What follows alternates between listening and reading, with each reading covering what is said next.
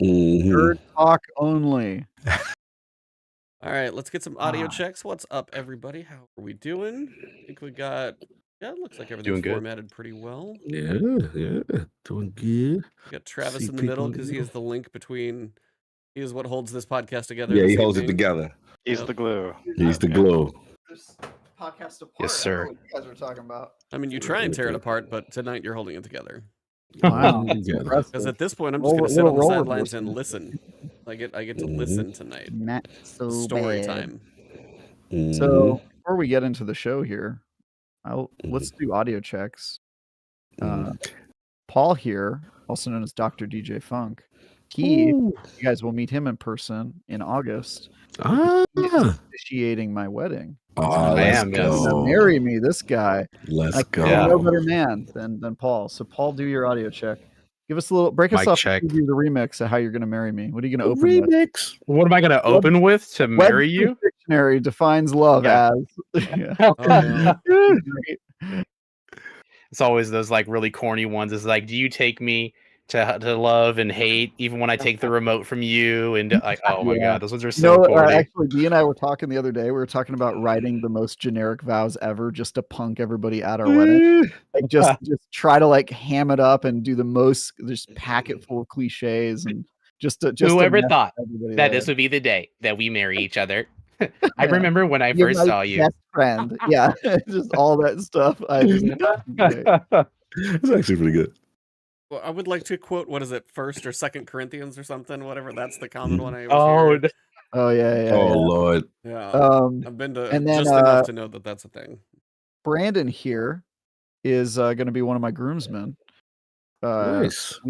Brandon and Paul and I are going with the rest of the groomsmen and the best man to kick things off, kick off our wedding planning stuff and the bachelor party, obviously, which I got to get you to. Right. Yeah, we got to figure out like dates when we're going. Yeah, we got to get the dates on this. It's going down. Neither Cog nor E are allowed to pack a shirt when they come. No shirts needed. Beefy situation going on. The meat cube. I want the meat. That's what I paid for, right? I want the meat, dude. The meat box. It's gonna get you. What's that new thing they got at KFC? It's like a $20 box of degeneracy. Yeah, just like everything. I mean, it was after the double down. I think you got all you need to know when the buns have now been turned into chicken. Did I tell you guys that KFC sent me double down sandwiches when I was for Diablo? Yeah. That's wild. Yeah, they sent me 2. Like they door dashed it to me. They sent me 2 double down KFC sandwiches. Well, because you just can't have one. Yeah. Well, because I think they knew I was living with D, so they like sent us 2. They were like, okay. The couple. Yeah. The couple. And that was how they gave me access to the beta, because the beta was through that. I remember. I went to go buy one and I threw it away, but yeah, I did the same. Rather than just sending me a code, they said, "Here's 2 double down KFC sandwiches." They want you to eat both of them yourself. Dude, that's what they want as a challenge. I took one bite and I felt my arteries already just clog up immediately. Your hands were swelling from the salt. Real talk though, it tasted pretty good. Like. In a way where like you take one bite of it and you immediately know you're gonna regret it. Like I can't imagine you're gonna have heartburn in an hour and you're just like now instant. It's like the one thing I've seen people talking about lately is the Caniac meal from Raising Cane's. I haven't tried that either. I think it's like 1,800 calories for one box of just chicken and 6 or 7 tenders and then like fries and something else. Yeah, I'm not proud to say that I have eaten that. Really? Yeah. Really? Well, it's like 6 tenders and fries, and I just swap the coleslaw for more fries. And like, depending on if I've like worked out that day or I'm hungry, it's just like, yeah, I've polished. I see so many fitness people online. They're like, yeah, after you work out, you get a Caniac meal, it'll knock you out right after you. You'll definitely like sit there and be like, I've eaten a little too much now, but yeah. Their toast though, their toast is really good. Brandon's got to do a sound check. I tried to get him into the conversation. Brandon. Oh, sure. Where are you calling us from? Where am I calling you from? I'm in my new office and my new firm in Oakland. So pretty excited. That's why all the pictures are still on the ground. Haven't got a chance to hang everything up yet. Yeah. It's pretty nice. I like it. If I know Brandon, those pictures will be here in a year from now. They'll be exactly where you see them. Oh no! Someone's. I have an appointment with someone to do So it just for gonna me. decorate it so. for you. Okay, he's having some. Don't feel doing bad. I that was in an for me. office for like 8 years and I didn't put a damn thing on the wall, so I Yeah. should have. You guys actually I want to just start the scalped show like on the for wall in real? my office. Yeah, Besides we the- Yeah, do probably that. good. The chit chat. Yeah, Okay. No, I don't hate that idea. All right. I don't know who's taking the intro off. If you want to hand it to I'll do it. Travis and say, I all got right, Yeah, I had to set up the All trap. right. I did Okay. the last one for the last Little Light episode. So. silence on the set in 5. All right, And and we are live. We Go did for it. it. What's up? I thought you got it. Okay, I got it. LordCognito, Guy Travis, and Ebontis here on that Friday chat, the fireside thing. That one, I did it. I nailed it. Crushed Yeah, it. I can't remember your monologue. I don't know what you say, but it's very smooth when you say it. Hello, everyone. Welcome to The Last Word. This is your weekly fentanyl injection of Destiny, and here bringing you that intravenous. Can you not? Seriously? Okay, What are you- it's intravenous. Intravenous. Yeah, but- Okay, whatever. hold on. Whatever. No, I don't want that at the beginning of the show because I don't want to get demonetized, you piece of crap. You're not going to get demonetized for talking about fentanyl. It's a very serious. Please crisis. keep saying it. Please, please. Um, This gaming no. podcast is really on topic tonight. Hey guys, welcome to The Last Word. Guy Travis, LordCognito, and Ebontis. Here we're going to talk about Destiny 2. A year ago, you may remember that we did an episode called New Year for New Lights, I believe is what we called it. It was an episode where we talked about the new player experience in Destiny, and we brought 2 folks on to talk about their early experience with the game. They talked about their growing pains, they talked about the stuff they liked, the stuff they didn't like, and here we are 1 year later, almost exactly a year later. Pretty It's a little close.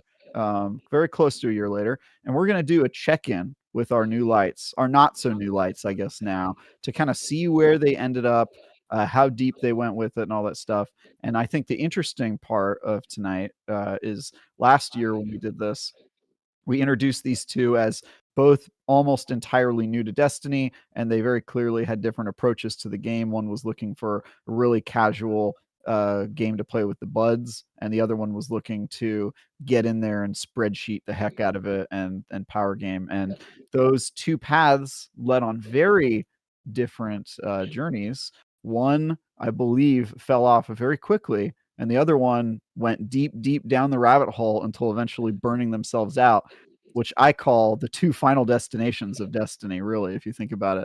And so, here we've got Mr. DjFunk, Dr. DjFunk. Sorry, I can't call him Mr. He has a PhD in funking. Zane is my Yeah. PhD. And also Brandon V. Strassener, attorney at law over here, back at the fireside chat here on The Last Word. How did I do with my intro? Pretty good? 10 out of 10? Would intro again? Great. You did all right, man. You did all right. Welcome to the team. The first one got cut, by the way. So when this thing goes actually to places, this will no, definitely get cut. No, Mhm. Oh, no. Just keep it in. how unfortunate. Keep it in. I'll keep the initial talk. It's just there's going to be a little Wow. time jump. All right, Yeah. fentanyl. Anyway, so Paul, why don't you welcome to the show? See, I'm just gonna make it hard for him to cut. If I keep referencing it, he'll have to include it, right? Maybe the algo will pick it up. Yeah. Hey, we don't know. Maybe that's good for SEO. We don't know. Ebontis, how long has it been since we last met? Did we meet last week? Oh, I wasn't here. How was your week then? Week's been interesting. Played a lot of Power World. Nice. Trying I to did not know you got into that. Cool. I got like 60 hours at this point, level 40. I didn't change the experience up until recently. I was trying to give it kind of natural experience and see how that would go. So I think I'm like 42. So getting towards kind of the top end Man, of you things. played a lot. Yeah, I've enjoyed it. I mean, did a tips video that kind of went off. A couple of the videos did well, so I was trying to see. And then February is just, we were just talking about this in chat. February is going to be crazy. So didn't get early access to Suicide Squad, but I do think I'm going to be getting a code soon. So I should be able to play that one. but also potentially have access to play something else. And then February is just stacked full of stuff. You've got a stress test for Nightingale tomorrow. Nightingale actually comes out on the 22nd. Pacific Drive comes out on the 22nd. I did a preview for that a little while ago. The Thaumaturgy, if I said that right. Thaumaturgy. Thaumaturgy, I think. Thaumaturgy, sorry. Thaumaturgy. Close. That's on the 20th. Not sure if I'm going to try and cover that. Skull and Bones is on the 16th. I think there's an Intravenous. open beta on the 8th. So everybody can try that if you want to. Vanisher's Ghost of New Eden comes out on the 13th. Helldivers 2. I know somebody in my Discord's dying to play that one. February is like stupidly stacked. And you look at the calendar for the rest of the year and I'm going, even April or May would be fine. Something got announced for April. Oh, Stellar Blade was that yesterday, I think. And I was like, okay, you got a little, you picked a date with a little space. You didn't shove it into February. So it's just right now, February seems a little crazy. But a lot of stuff looks crazy fun. every year now. It's been that for like 4 or 5 years. A few years now. It's been where everybody wants to shove their game at the beginning of the year. I don't know why. And if people wonder, oh, I wonder why this one didn't sell. 20 other games came out at the same time. So just trying to actually like setting up calendars and things, trying to keep all my stuff straight of everything going on. So it's been a little bit of chaos, and then Pal World is ridiculous. Sales numbers are astronomical. Crazy. I mean, you're seeing 19 million, 12 million on Steam because it's really sad. Pal World has been having a lot of fun. I have no idea when it comes to legal implications of anything going on with that game, and I'm not going to get into it because we won't know until other people dive into it. That's one thing. But they stopped posting the sales numbers because the community manager who was posting on Twitter was getting harassed and attacked. So they stopped posting until they because they stopped at like 8. They were going like 1 million, 2 million, 3 million, 4 million, and then at 8 they stopped. And then recently did like the 12 and the Xbox number together. But there was a point where like 20 million.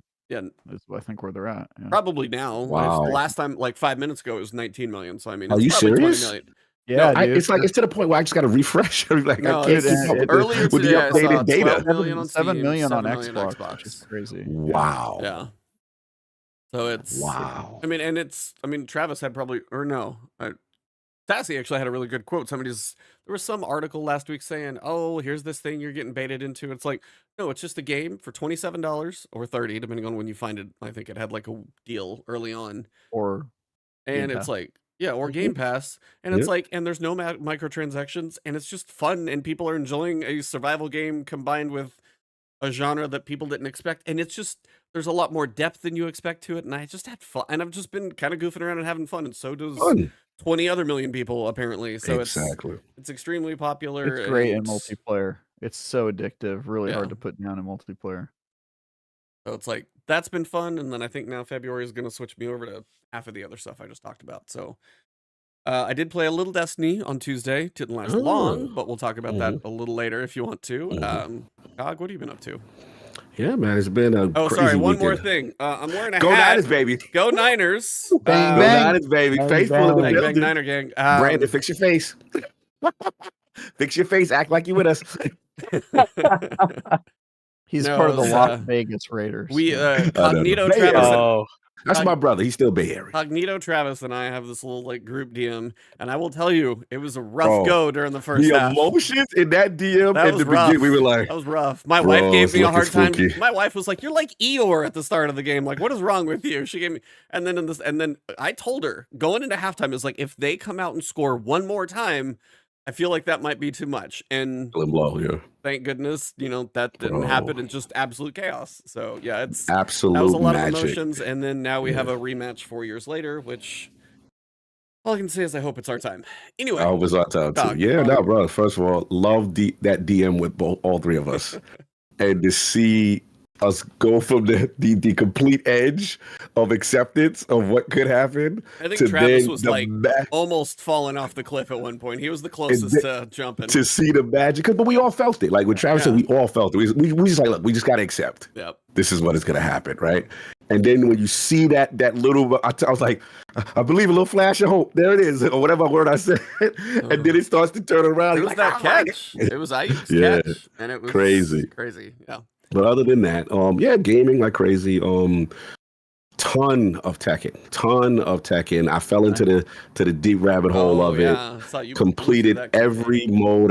I thought I was gonna play it for like a couple of days and then go into Infinite Wealth, but it just had its teeth in me, so I did the story mode, the quest arcade, which is kind of like an onboarding. Speaking of onboarding new players, Tekken does a fantastic job for new players, new to fighting games, getting them into the to the fighting scene, which is really good. And the online play, the netcode is solid, really good experience. And I'm rarely a guy that's an achievement hunter like that, but I seen how much I was playing, and I had like 700 or 800 gamer score. So I'm like, you know what? Let me just go for it. So I got the 1,000 on that. And now finally the last 2 days has been like a Dragon Infinite Wealth. So I'm getting there. Yeah, love the game, is hilarious. I will say this though, cannot recommend it if you did not play the first Like a Dragon. I've heard you need to play 7 before. Is this good? 8? Yeah. You have to play 7 because it starts off. It starts off slow, but it's context for the people who played and know what happened immediately after.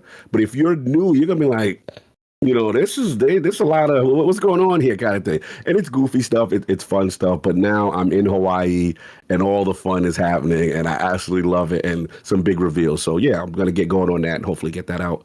Started, this week and next week, try to knock that thing out. But those have been the main games. But we got our returning guest who I missed because I think I wasn't on that episode. You weren't on the first one. Yeah, you weren't. I weren't on that episode, so I'm dying to hear from DjFunk and Brandon and experiences and all that good stuff. How have things been with you guys? Yeah, I'll let Brandon go first. I feel like he played a lot longer than I did. Actually, I think Brandon should go last because okay, I guess you're right. Brandon's experience was, I would say, more akin to like hardcore Destiny players diving super deep and then finding the intricacies and eventually getting burned out. Paul's is pretty straightforward, I think, on how you bounced off of it. So I think we should start there personally. First of all, Ebontis, I just finally looked at the stream. And I love this formation. It looks like we're about to get into the Megazord, Mighty Morphin. It's Mighty Morphin time. Yeah, Morphin time. Should we strike our poses of like we're about to get into? Yes. For us older gentlemen, it's very Voltron-esque. Yeah. Yes. Yeah. Oh, that's somebody got that reference. Who got the reference? Was it DJ? Okay. So okay. We all did. Yeah. I didn't know. I usually I'm the oldest in the room. I'm an old man at this Yeah, point. I think Brandon's competing. Yeah. Oh, he's competing. Oh, he in my pocket. Oh, that's what I'm talking about. Let's go. So, yeah. OGs in the building. Salute. So good, DjFunk. He hides it well under that beard. So let's start with Dr. DjFunk. Tell us your experience with Destiny. First of all, how long did you stay with it after our episode? How deep did you go? And since I already kind of spoiled the ending that you bounced off of it, well, for what reason did you bounce? And please be as hilarious as you want to, because I know. Oh yeah, no, for sure. Let me look. The last time I played, I'll tell you right now, February 12th, 2023. That should tell you. Oh, you didn't make it like 2 months after the podcast, and you were. Wow. I think it was exactly 1 month. I think it was how long it was. Yeah, but I put a decent amount in. I put like 115 hours, which I felt like was a good college try. Right? He played a bunch that month. I'll say he was on like every night with his. I was on every night playing like 4 or 5 hours a day, just trying to get a vibe for the game because I had, we have another mutual friend that Travis knows that is still playing. Like he was raiding last night for like 5 hours. Like I'm not even exaggerating. So Mariano's on it all the time, and so I still very much hear him talk about things. I hear, I still remember things, but yeah, I think really what did it in for me was just the Dares of Eternity, having to do that over and over and over again. Like, oh why my did you God. have to do it over and over again? By the way, yeah, why? I didn't have to, but we were trying to like min. Yeah. We were trying to min max, I guess, like what we needed for the week, and it was the fastest way to do so. And to get that item level up, and I was just playing with some other people, like, oh, this is what you should do to like quickly run through it so we can just get it done. And so we started doing that. So was you trying to get legendary shards, trying to increase your power level on your gear, wow, all those resources you're missing. So like, I think the fact that he played Dares of Eternity doesn't really matter. The problem is something that we've talked about on the show a lot, which is the rich get richer and the poor get poorer. If you come into Destiny and you have nothing, that grind to get just baseline materials is really tough. And I happen to know Brandon faced that uphill grind as well. It's just he stuck with it more. But yeah, Paul. So you at that point it felt like you were kind of just doing the same thing over and over again, and you never got to get to the fun activities, or did you at least get to stuff like raids and whatnot. Yeah, I did try a raid. Was it Vow on the Witch Queen? I tried that out, and then I did a lot of Iron Banner too. That was actually pretty fun. I had a good time in Iron Banner, and like did a little bit of Gambit, and that was a good time as well too. Because I played a lot of MMOs growing up, and so I kind of knew what the whole thing was going to be in terms of like grinding through. It's just I'm not at that point in my life anymore. Like I'm like I need a game that respects my time. Like, and I feel like Destiny is just like it's the hamster wheel, right? It's the sunk cost fallacy. Like, oh, I've already put 600 hours in. I just might as well keep going. Spent $500 on like coins and battle passes and gear and all these cosmetics. Like, I get it. I used to be a WoW player, so I know how hard it is to walk away from all that stuff. You're currently a Final Fantasy 14 player, which is why I find your remarks one suspect. addiction to another. That's really yeah. Well, here's the thing. I am way more tame. I'm way more tame in 14 than I was in WoW. I was like mythic rating. I was like obsessed with parsing. I was like looking at WoW logs like all the time. And now, like in 14, I'm like, I play for a patch. Once I'm done with the content, I just like put it down until the next patch comes out. And like I'd say now, I'm more involved in like competitive like games. I guess like I play a lot of Street Fighter. Like, and I used to be a big Tekken head, bro, and I'm like scared to pick. I know, bro, I'm scared to pick it up. It is. This is literally the perfect game if you've gone away. Like it literally, and it respects like all the new things to help onboard you. Unlike the experience you had with Destiny. Yeah, and I think that was like the big thing for me is like I had to spend so much time like reading guides and like asking people who knew what to do, like asking Travis, and Travis explained things to me, and I'm like, "What's the lore? The traveler traveled to witness something with the gardener. I don't know what's happening. The gardener's gardening, but the traveler witnessed the traveler gardener. Traveler witnessed the witness." I can't. I love it. Traveler traveled. Witness the witnessing something. I think right. He witnessed the witness the garden with something. I don't know. The witness. My explanation was extremely accurate and on point. I mean, call me Bife at this point because I crushed it with that explanation. Sounds like.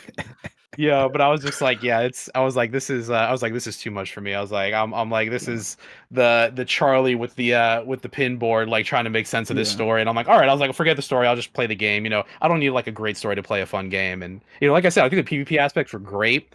I think the grindiness of everything else, and kind of to Travis's point, is like it takes so long. Like you feel like you're just climbing up. Just the Sisyphus, right? Just rolling the boulder up, and then like a new patch comes out, then the boulder comes right back down, and it just feels like you lost all of that power. And I just hate that feeling, like where you don't really get to continue feeling like you're like really, really good at the end of the patch, and then the new patch starts, and you just feel so weak.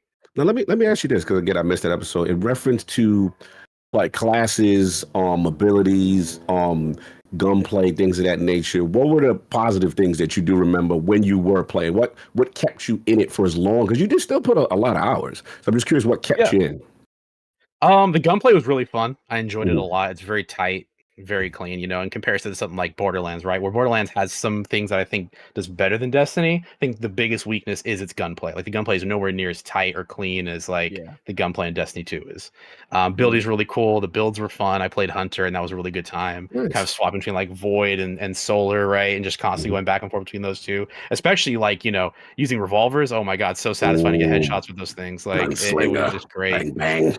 Yeah, literally just blasting heads off. It was so fun, especially like in PvP. Just activate that your ult and just one shot everybody. Man, that was great. Super satisfying. So I think that's what kept me in for a long time, was like that gunplay. And like when the game was good, it was good, right? Like when you hit those highs, it was great. It's just like it's those peaks and valleys, right? Where I feel like I was up here for maybe 10, 15, 20 minutes. Then the next 3 hours of my play was like down. I knew you were back that. Next question I got for you, because you said you were a WoW player, correct? Like you okay. So this is something I always want to ask a WoW player in reference to your experience raiding there versus a Destiny raid. Like, how was your raid experience? Because I think if you pick Val's a kind of a tough one for the first one. I feel like it's an intense one, but what was your feeling about a Destiny raid, positive or negative? Yeah, I think it was really fun how challenging they were. It's different than like Mythic raiding, right? I think problem with WoW is WoW's raiding scene appeals to the professionals who play, because they have like World First and all that stuff, and they stream it, and there's like tons of money made in that. And so I feel like there's a mistake where Blizzard likes to make their raids around add-ons. Like Curse Client, weak auras, things of that nature, like DBM, which is Deadly Boss Mod's like a big one. Like, don't step in the fire. Like it has all these things that tell you what to do. And so if you don't download all of those apps and like run those on the back end while you're playing WoW, you're never going to get to what you want to do. Versus Destiny, it's more of just like a little bit of research. I like the addition of like more puzzles versus like WoW is just a lot of coordination of like, 25 people or 20 people to make sure they all do the right thing. Because that's the big difference, right? Is like it's a smaller group. It's easier to kind of keep in control for like who's doing good and who's doing bad. Versus in WoW is a lot of times like, yeah, I was a main tank, and so sitting there doing what I had to do every single time, and some DPS like misses it, like they mess up the DPS check, right? Like it's like a 30-second meter they got to burn, or they just like die to a stupid mechanic, and it's just like a domino effect. Everyone dies, and you're just sitting there banging your head for 4 hours. Whereas I didn't feel that way in Destiny, and also the Sherpas in Destiny are really cool too. People just like take you through those raids. That's a fantastic thing. You don't really see that in other MMOs. Maybe 14 is the exception to that. There's a lot of really cool people in that community as well, but Destiny I think is really good in that sense that the end game is a lot of help. People are willing to teach you. Not to say that I have run to toxic people as well, but for the most part, everyone was very helpful at the end stages of the game when I was like tapering off. Very cool. Thanks for that. I was very curious. Yeah. So Paul, just so you know, was the one, since you missed the episode, Kaku, had a very hilarious monologue when he was intro to the game where he was talking about every time he logged on, he got a different cutscene for a different story. Yeah, how shit, that was crazy. He said like the first time he turned on the game, he got like an overview of the current, whatever the current season was, and then the next time he booted up his Xbox, it was like a guy kissing a robot, and he was like, and I'm like, what the hell is happening? I love this. No context. He was like, what is happening right now? And like it just kept doing that to him. And then Brandon made the very I don't think this happened on the episode, but Brandon and I were talking a little bit later, and he pointed out that right after they started playing, Destiny had a cutscene in it where it explained all the different factions and kind of gave an overview of the story. And Brandon was like, dude, that's what they should have shown us when we started playing. Like, why is that cutscene buried in like some super like unfindable thing? Yeah. So I totally blocked that out. That was like a crazy, it was like 5 days in a row. I remember just like logging in and like different cutscenes playing. I had no idea. It was like, and then it would drop him in on the move. Who's this person? Yeah. It forces you into that mission. To that cutscene. Wow. He was and then it's just exactly. And just characters I have no idea who they are. I'm like, who's this? Like Cade 6? What? Okay, what, he's dead now? Okay, I guess he's dead. He just got his head blown off. I don't know what's happening. He was just alive like a second ago. The first thing you walk in, all of a sudden you just see Cade do this like, rise of glory, do some awesomeness, and then get killed. You're like, yes, exactly. That is your introduction. That is so interesting because what it's doing then is any season that is missed, they're force loading the opening of the season, but that has no relevance to a new player who has no idea what that's funny that you do that. It doesn't do anything to intro them. It just like drop. And then one of the cutscenes he got was for Witch Queen, which he had not bought, and it played the cutscene, and then it dropped him in the first mission. And then when he beat the mission, those are like free, right? For Witch Queen, and like that was like the third time he'd logged on. He was like, "Wait, what?" Like it just let me play the first mission and then booted me out. He's a it was like it played it and then it said, "Sorry, you don't have it unlocked yet. Bye." And it's like, "Oh, okay." Damn, Velvet it did that 5 days in a row, and every day he was like FaceTiming me and being like, "Dude, what is this game? Like, why am I getting this?" New it was so manic. What is happening? He was like pissed every day. He was like, "Why does this keep happening every day? I turn on the console." I'm just like, I had the nerve to try to charge him right after doing it. I know, dude. And then like the fact that like I bought, I forgot what version it was, but it came with everything, and then finding out there's a bunch of vaulted content. Probably, like he bought the Legacy Collection, and then he couldn't access to the campaigns that were in it. Yep, exactly. Is that what with Red War or something? Which one was in it that they couldn't access? Red War, Forsaken, Forsaken, and yikes. Because Legacy probably was Beyond Light, Shadowkeep. Because he bought it when it was on sale before they vaulted all that stuff, and then he waited like a year to play, and then in that time they took all the content out of it. Yeah, we did my boy DjFunk dirty. Damn. Yeah. So I think from Paul's perspective, I'm sorry, man. We tried to hold you. He had to watch a dude make out with a robot, and then they asked him for $60, and that was his entire experience. Just an average. Hey, that's just an average day in San Francisco, though. That's sure, dude. Welcome. Yeah, so he's used to that. So I think with that we can move on to probably what will be a much deeper conversation because I think he played for 9 months or something like that. He was playing more Destiny than me by a lot. Wow. For a lot of last year. So yeah, I think he actually showed me through one of the dungeons. He had like done it 3 times, and I logged on and was like, "Hey, help me with it." So, Nice. Brandon, if you'll take us through your experience with Destiny and kind of where you landed. Yeah, so I played for about a year. I started in July, I think, of might have been 2022, season of the Spooky Ghosts, season of the Haunted, and then went through Plunder, Seraph, Lightfall expansion, Defiance, and then I think I cut off or stopped part of the way through Season of the Deep, which was the whale that gives you the exposition dump at the end, almost completely unconnected from any sort of storing or what you're doing during the season. So, the history of the Witness 5 or 6 weeks into that second season of the year. Yeah. It was so disappointing. So yeah, I'm not a big fan of a lot of Destiny story. I just wish it was better. That would have kept me hooked into. I mean, there's lore and stuff, which is nice, but yeah. So my general experience, I had this similar experience with Paul, where I was like, "What is going on? I'm being dropped into this expansion. I don't know what it is. It wants me to pay money now. Okay, let me figure that out." And then the weird web, and I don't know if they've even fixed that yet. I know they've been trying to tinker or adjust with it, but that web of like, what do I actually buy?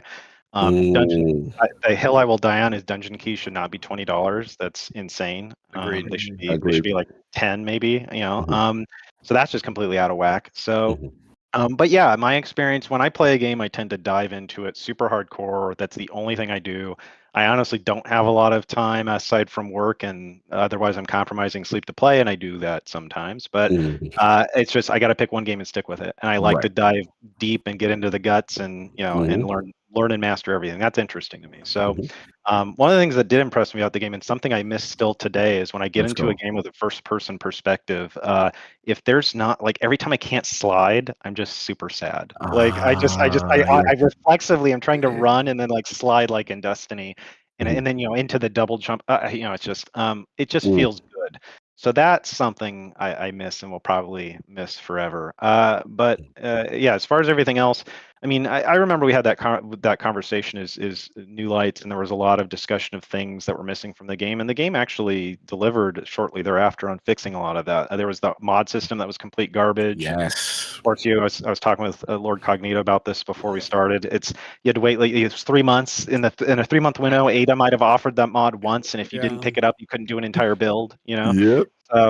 That was hot trash, and they fixed a lot of that. They're getting rid of legendary shards, which I know was a big problem for you. He was shard poor like the whole time he was playing. It was a big problem. Wow. Yeah, I felt like I had to budget, like I was on a budget. Like this is the amount of money I have for groceries, and I can't spend it on anything else fun. So yeah, people are doing all kinds of weird, gambling with it because they have tens of thousands. This was Destiny. I'll be honest, Destiny was the first game where I was actually excited to get an opportunity to exploit. I don't like exploiting games. You were like, yes.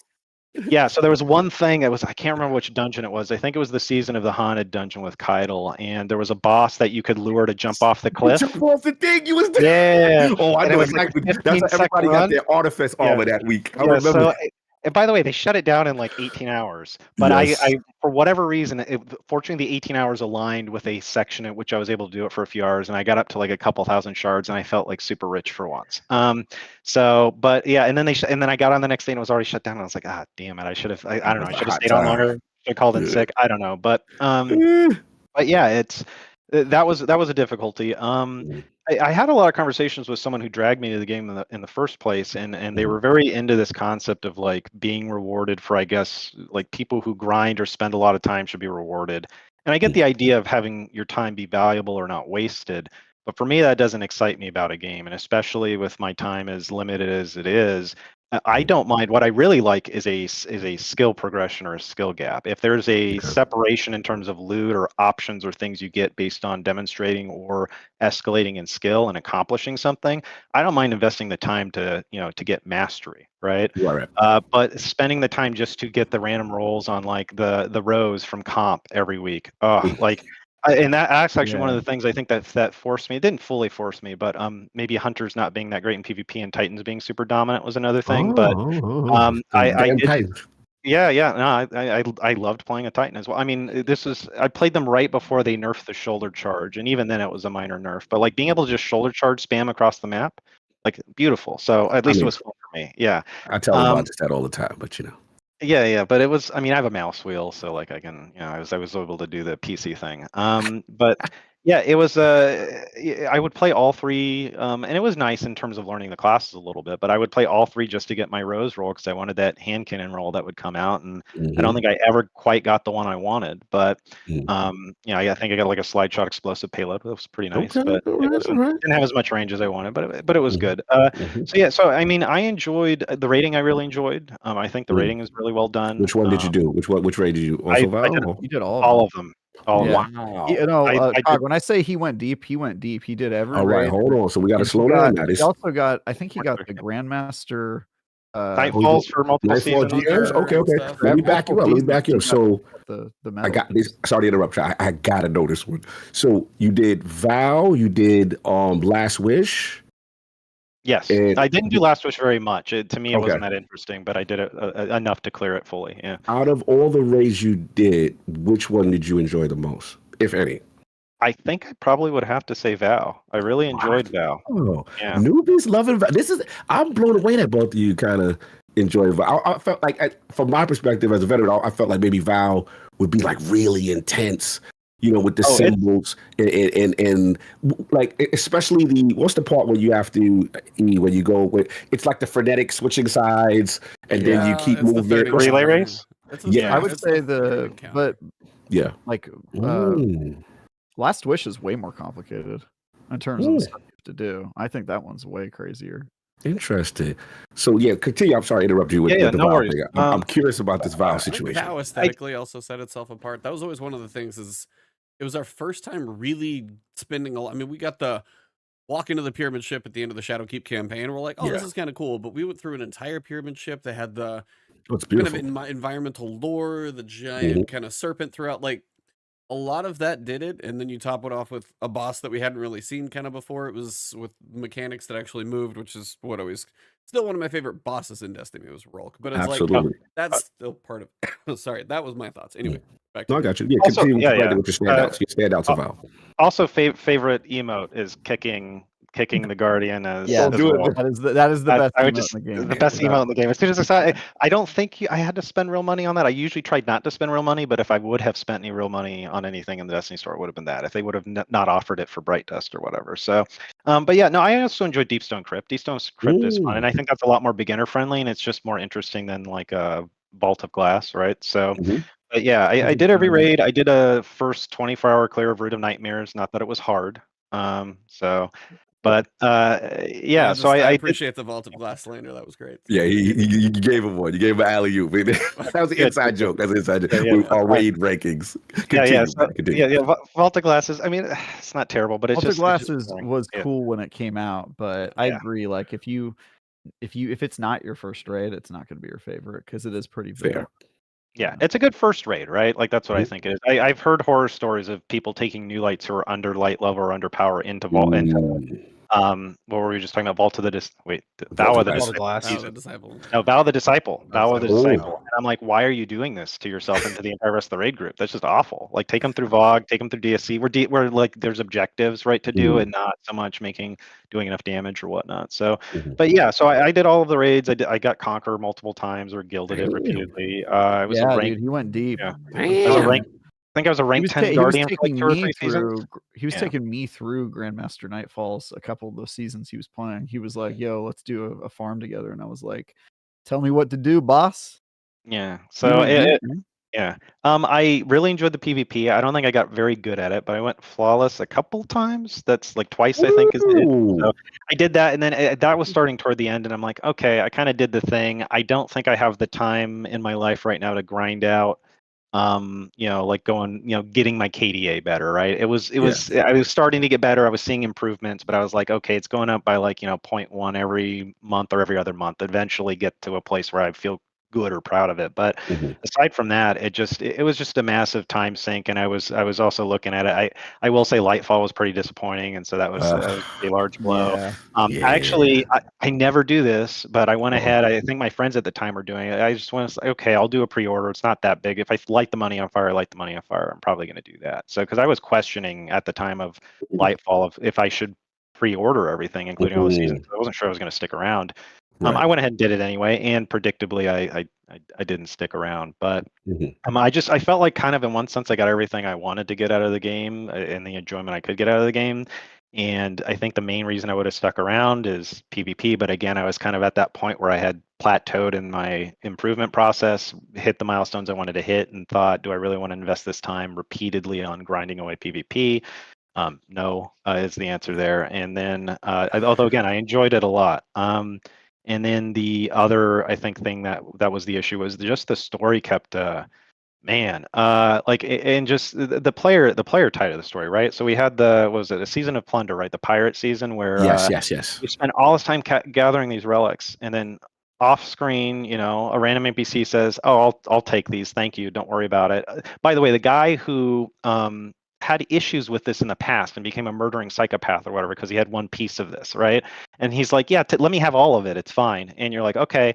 And then he goes and grinds it up and makes it into tea, right? Like, that's just, first of all, kind of insane on its face, but also if I had known I was like getting Nescafe, yeah. So it hold me out of it, right? So if I had known I was gathering ingredients for tea, that's fine. At least I was contributing to the making of this tea. But basically, you did this thing that had nothing to do with your success condition, or very little, and it just kind of, and that's similar to the season of the Leviathan, right? It's just you have that witness exposition dump, and I just came off as like an sophomore, college philosophy student, or maybe someone who walks in a freshman seminar and says everything's subjective and I'm full of existential angst. So, so it came off a little, like that to me. And so, the writing wasn't that amazing, the reveal wasn't that amazing, but the delivery of it was just, I don't know. I don't want to say hot trash, but like, you have, space whale person or space whale gives you random story, and really you didn't need to do any of the season to get there. I mean, ostensibly you were helping jog the thing's memories or sync with it,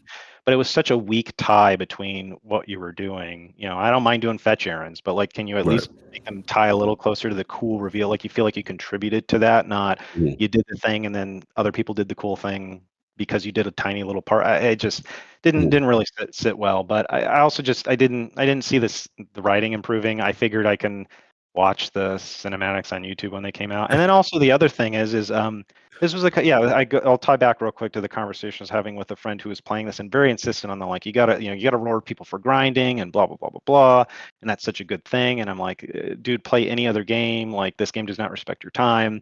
And he was very, very hesitant. And then he comes back to me when, a little game, Baldur's Gate 3 had come out. And he was playing it, and he was like, man, I get onto that game, and I just log on to play it, not because I need to get anything, but it's just I enjoy. I want to play it because it's fun. And I'm like, yeah, that's what gaming should be, right? Like, I don't like, you're not playing that game to like do your chores, right? Like, sometimes when I was playing Destiny, I felt like I was getting on to do my chores. So I could get my legendary shards or get my drop for the week or whatever it was. And man, I never got conditional finality from Root of Nightmares, and I feel like that's such a crucial like PvP weapon, especially if you're serious about trials and popping bubbles. So I didn't pick that up, and I'm like, do I really want to grind Root of Nightmares to hope to get this gun someday? And I was like, I just no. I'm in the same mindset. Like, I've been lucky on some of the exotics from dungeons or raids, but if I haven't got them in the times that I've been, had some raid buddies who wanted to run on a few, like the first few early weeks, I'm in the same boat. I was like, because you never quite know how much. And yeah, there's some triumphs where you get a better chance, but do I need to do it the 20th time to get the thing? And then maybe if I don't, I'm like, how much longer do you go? And no, for being as much as I've played the game, I mean, Travis did it 80 times for... I have every exotic in the game. Yep. Nice. So he is on the other side. My life is forfeit. Yeah. So it's like, as much as I've played, that's one of those things I fully agree that I don't like that system of maybe you will 80 times from now. And I'm like, that isn't great. Yeah, they definitely got to improve that for sure. I was gonna say, in reference to the exotics, because obviously you were grinding for a long time. So like, which but it's actually for both of you. Like, which exotics or weapons kind of stood out, or for builds and stuff that you guys did enjoy? I'm just curious. Paul, if you want to go, or that's fine. Or I can you can go ahead. Yeah. Okay. God, which exotics did I enjoy the most? Honestly, I enjoyed a lot of them, but I'm trying to think. I was never really, I'll be honest with you, as much as exotics are fun, I was never interested in building around exotics, to be honest with you. I felt like if I had a build and the build itself was good and I had good weapons that did high DPS to the boss, I'm solid, right? Or offered utility. So I would use things like Witherhoard or Arbalest all the time because they were the most functional thing to use in a raid from a PvE perspective. You missed the efficiency of it. Okay, I see what you're doing. Oh yeah. I see what's going on. I GM his tabletop RPG sessions, and let me tell you, he likes to min max. Okay, so we the same, but he learns like the rules. He's super efficient. Okay, I get where he's at. I read the rules, which is probably good for someone who's an attorney, but I like to read the rules. I like to read the instruction manual. Makes sense. It tends to help sometimes. Yeah. Both of these guys also play Magic the Gathering, so they're both very much in the rules. If you know that, if you know that game, it is very much for a specific type of brain. Yeah. So for me, I enjoy diving into that. So that for me is fun. I'm trying to think in terms of PvP. I use No Time to Explain because it was practical. And I'm not a sniper. I wish I was good enough to become a sniper, but I'll make the excuse of I'm not on PC, so I don't get reticle friction. But still, it's an excuse. There's plenty of good PC snipers, and I was never going to be that. But I enjoyed hand cannons. Hand cannons felt buttery smooth. I loved 3-tapping people when I could. So it was less about honestly, it was less about exotics and more about just really good, well quality crafted weapons. Ostringer and Rose in particular when I had that. So and there might have been times where I don't even know if I was running an exotic all the time in PvP. So just because you had good legendaries, or if you did. So I was mostly a handgun and shotgun, or at times a pulse rifle shotgun guy. I could not put the shotgun down. So fusions never made any sense to me, and so for me it was always I was so happy with the update where they fixed shotgun pellet spread, and and then I switched from I think lightweights to precision frames, and that and I was having a good never made sense to you. You missed an era. There were several eras where anybody using a shotgun was an idiot. It was like fusions were just the way to go because they could kill you for so far away. A single burst. It was crazy, dude. Ingredient Voops were. Oh my god, dude! What was that gun? The one everybody was using, the fusion. It was a void that had like an instant charge and was killing everybody. It's the blue one. I can visualize what it looked like in my mind. Like main ingredient was Arc. I know that was a popular one. No. It was a void one, and the gun was blue. It was like a blue fusion rifle. Somebody in the comments, I'm sure, will. Somebody said Snorri. I don't think it's Snorri. I can't remember the name of it. Yeah, when that gun was a thing, my god, that was terrorizing people, right? It was terrible, dude. And every time you saw it, you were just like, Snorri? Was this a legendary drop? Erentil. It was Erentil. Yes. That was it. It was Erentil. Erentil, dude. The map. Yeah. That had a there was an era where Erentil was just disgusting, dude. It was so bad. And I was using that in trials because I'm a scumbag. Yeah. So what about you, DJ? What about the weapons? Any exotics for you? Any things that stood out during that time? Yeah, I remember getting the Osteostriga like maxed out on that. That thing was Poison Boy. That was really fun. I definitely liked the Thorn. That was a cool gun too. Just the hand cannons in general were fun. I had one rocket launcher that I maxed out too. I can't remember which one it was, but it was the one you got on Mars, I'm pretty sure. Okay. But that was really good. And then No Time to Explain, obviously, like insane gun. Those were probably like my favorite. Anything that was like really good for PvP. Like I had Ace of Spades, but I like rarely used it. But it was cool to have. Trying it out. Like Ace still feels good to this day. It's like one of those they've just made it kind of perfect and haven't broken it yet. Yeah, surprisingly. Crimson, also really fun gun. That was really good to use. Nice. Crimson's easy though. Anytime somebody uses Crimson in PvP, I'm like, you don't respect it. You don't respect it. No. It's like the COD perk when you ever get a kill, you get a little bit of health back, right? Same thing. I always hated the COD perk where they dropped a grenade afterwards. Remember that one? Oh yeah, I forgot. What's the other one? Last Stand when you're on the floor. Yeah, you're on the floor is one, but the grenade afterwards, no, that can. I forgot about that. No. So no bread dirty. out of here. I mean, that's my move IRL. If I ever get capped, I'm dropping a grenade for sure. duck ride Dude, real I carry go one all the down time. for So- sure, dude. So Travis's outfit is a suit with a grenade on hand at all times. He's kind of like the Joker with that one. So the pin halfway out at all Halfway times, out. ready to go. That's hella funny. Nice. halfway out, that's how Travis lives. True. But yeah, there was like there was one that I know people were like, at least when I first came in, everyone was telling me to try and get. It was like a rocket launcher. It was like twin something that like shot two rockets. Two-tailed Oh, the fox. two-tail fox. Two-tail fox. Yeah, Good luck getting that. Three-tailed hot. fox, actually. and that was a Right, yeah, I really got a hot third gun. tail. That's right. Mhm. Oh, it did. Oh wow. See, Yeah. there you go. Yeah. Three-tail fox now. It All right. also has some weird thing, or if you moved while firing it, it didn't fire the second rocket or something dumb. I hope they fixed that, but yeah, I think that's been fixed. Yeah, that Again, was the there were some bug. There- bugs. Yeah. There was one I gun too. I just can't remember got that gun, what it was. that But everybody was using it in PvP when I was playing. It was like a lever action rifle that was insane. I can't remember what Dead it Man's was. Tail. Dead Man's Tail. Dead Man's Tail. Yeah, that gun was like super satisfying to get kills with. Holy shit! Like I love that I gun. loved was great. that gun. But they nerfed the crap out of it. They nerfed it. Yeah, Yeah. It was kinda so dead good on now, console. actually. It was so good on console for a while.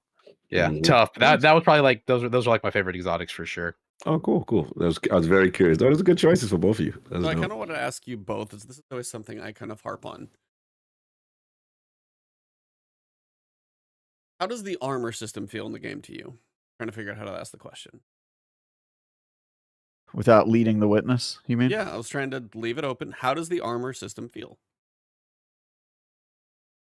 I guess Paul for has me, no comments on the armor system. I'm just kidding. I mean, like, I mean, I have some, right? Because I play Diablo and other MMOs, and like, it's the numbers game, right? Just like a little bit of stat boost. Like, it reminds me a lot of like when you're min maxing at endgame WoW, like when you're trying to get the mythic rating, and like literally that 2 to 3 more stats of like hit rate or dex is that important to like kill a boss. And it just reminds me too much of, again, like kind of what Brandon was saying. It's just, it really drains your time because you're just grinding for like a 2% or 1% increase. And I hate that. I much prefer like more realistic static numbers, like bring up Baldur's Gate, right? Like it's like, okay, it might be, 2 or 3 more armor, 2 or 3 more damage, but it feels huge, right? Because the numbers are scaled back to like, at a certain point, it feels like, who cares, right? What's the difference to me in my brain between 500,000 damage and like 1 million? It doesn't feel that different at a certain point. It's the same thing with like with Diablo in that sense. It's like, what's 200k to 400k damage? It doesn't really feel, it's very arbitrary. It's just to see that those numbers go up, up, and up. And so I think it kind of like to Brand's point before, like skill based determination for gear, I think, is the best way to go, instead of like who grinded the most, right? And I think some aspects of like Final Fantasy 14 are good in that. Like they have something called Ultimate Raids. It's like their hardest tier, and if you finish it, because they usually release like I think first or second patch of like an expansion, you get like the best weapon for the entire expansion, just because you were good enough to beat that raid, and now you don't have to get a new weapon. Like that's your weapon. It's got the best stats. All the other gear, of course. What was that? Not a guaranteed drop. Okay, no, okay. I think it's there's a certain amount of drops per run. Gotcha. But like once you get it, all right, you're set. Like now you just go back and you kind of run it, beat your times or whatever, right, and help other people get the weapons, right? But that's it. You're done. Like, and like there's other weapons you can get too, but that's usually it. Like that is it. You're set, and all you have to worry about now is your armor. So I think things like that would make the game, I think, more appealing for some people, at least at the highest level. Like if you have like a really hard raid tier, like a raid tier that's like super difficult, you beat it. Hey, since you're so good at the game, here's your reward. You get like a piece of gear. Maybe it's not guaranteed. Maybe it's like a 50% drop rate or something. So you do have to twice. Maybe that's it at most to get it. But once you've got it, you're set. Then you can do everything else you want to do and actually enjoy the game. Fair. Yeah. For me on the armor system, well, they resolved one of my biggest complaints with by unlocking the armor mods for everyone. The Guardian ranks, I didn't play long enough to like fall down in rank and be annoyed by it. So I don't know, like when I was deep in my grinding it at the time, so I was constantly rank 10, and so everything was unlocked for me, and I didn't have to think about it anymore. I mean, I think some people complained about the big armor mod overhaul, that it got too simple and there wasn't enough interesting build stuff going on. To some extent, I felt that, but I didn't hate it. It worked for me. So here's the thing, and I don't know, I would recommend this over and over again to anybody who plays this game. Like, don't just play the game. You need a couple of apps, and I'm a guy who hates apps. I hate apps. I have too many on my phone. Everybody wants me to get one. I do not need an app for Experian Accredit Agency. Like, why are you making an app, man? So stop. So when it comes to Destiny, Dim is amazing. So I would use Dim, of course. Okay. But I also use D2 Armor Picker, which I'm sure you guys are all familiar yeah. with. And I would because look, I like optimizing or min-maxing, as Travis put it, but I don't like wasting my time doing it. So I have a computer that will just do the math for me and tell me. Yeah, I'm optimizing my time. Like, do it for me. That's also why, like, content creators, you guys are great. Go do all the hard work and figure out the secrets and just tell me, and then I can go use them, right? So yeah, no, you guys. I mean, hey, look, you guys are getting, hopefully getting paid for me watching, right? So get out there and do the hard work and let me know what's sufficient. Let me reap the benefits. By the way, I didn't know about Dim. I didn't know about Dim till my last week playing. Oh shit! That's brutal. Yeah. That's like no one told me about that. You would fly into the tower. Travis, this is your fault. Yeah. How did you not tell him every for 6 time? months? Yeah, I was. What do you use? Wow. And you know what's sad? They finally added the vault in space now. Yeah, so now it's just like down in deep since you guys have been gone, which is kind of hilarious. Wow. You were damn. I feel your pain on that. Yeah. If I boot up Destiny, I literally have Dim open if I'm playing. It's like literally saved as a tab in my browser to automatically pop up when I play. That is wow. That would I'm sorry about that. But that also is one of those things. It is that much of a game changer. And I was like, I don't know how to say it. It shouldn't be, but it's a time saver. I wouldn't call it a game changer. It doesn't change the game. No, but it is a massive time saver, quality of life. It's a shortcut. I got what he said. Yeah. So anyway, I don't use it. Do you just go to the vault, or what do you do? You fly to the tower. Oh, you mean when I transfer items? Yeah. I use Ishtar Collective. Okay, well that's basically Dim. Okay. Whoa, wait. I don't use it for any of the stuff you guys are talking about. I don't use it to what you use it for? Min-max, like my weapons or stuff. I just read shit. Yeah, you're just doing your switching, right? You're swapping. D2 armor picker is different. D2 foundry, you can look at all the weapons and stuff. That's one thing. But when people talk about Dim, a lot of times I would say most of the time, they're not talking about just bringing stuff out of the vault and sending it to the vault. They're talking about the like efficiency, loadouts, your best loadout stuff, and that sort of stuff that it does. And that's true. There's also that I think that's part of Dim, the part where it tells you if it's a good roll or not or whatever. And I've just never felt the need to do that, mostly because I'm just like, I know what the good perks are, and if I've never used a perk before, I kind of want to try it out. And also I'm kind of the opposite of Brandon in that I hate using the most efficient loadout because I just don't want to feel like a bot, I want to use the weird shit. I want to use like a weird weapon with strange perks and stuff that's a little asynchronous, because I feel, especially in PvP where my skill is enough, that when I use weird weapons, it kind of keeps people off guard, or they're not sure like how to kind of take me and stuff like that. So I like to keep people thinking. And also I just don't want to use the most efficient thing because I'm just like, nah. Let's just do something weird. It's a game. Let's have fun, This is me. You share that one because that's the one where it's like I have like the competitive be like I don't want to like sell out to that, even though it is the most efficient thing. It's like I don't want to be like everyone. I want to beat you with something that is still efficient, but not too many people are using. But I get where you go. But I love beating people in PvP who have the meta loadout with a loadout that's completely not meta. Yes, that's why I play the game. And then they get pissed. What does he use? I can't believe I died to that. What is that? Like, yeah, dude. Yeah, I just beat you with the sidearm, bro, from 4 seasons ago. It's just funny to me. It's just funny to watch people. He's that way in Magic, also, by the way. I am. I feel it though. Of course, I can feel that. I can feel Travis being anti-meta in just about everything he tries. I can see that, dude. If he's being anti-meta, Magic decks are funny. If he's being like a dungeon master, he's probably just trying to screw with everybody who's playing with him the entire time. Nah. I'll say he does fine. Yeah, he tries to tell a story and have he's fair to his players. So you would think he wasn't, right, based on everything else. That's the one area. If I'm a GM, I have to be impartial, or the game has no meaning. So I'll put aside my personal async. Yeah, but okay. I mean, him as a player is probably a completely different story. Completely different. As a player, I will cause havoc, but I haven't played as a player in years. I mean, I feel you. So Brandon, you were saying as far as like efficiency and going, this was kind of the first game that really made you go outside the game for efficiency and basic, day-to-day life stuff, quality of life stuff, or were you not as much? Yeah, I guess I would say to that question, it is a game I think that really required it to be functional, right, or to just not be an awful experience. At the same time, I am someone who just does that all the time. So I do have a WoW history. There's a reason I don't play WoW anymore, and maybe to some extent Destiny was a mini WoW experience as well. It was part of the prenup. I'm married. Yeah, I'm married. Yeah. I have a life. I don't want to lose my job raiding at 4 in the morning. You try that stuff. Yeah. Well, like at the time I was playing too was the worst because I was on an Oceanic server. So I was raiding at like 4 in the morning, and then Pacific savings time happened, and I was like, yeah, I'm gonna get to bed an hour earlier.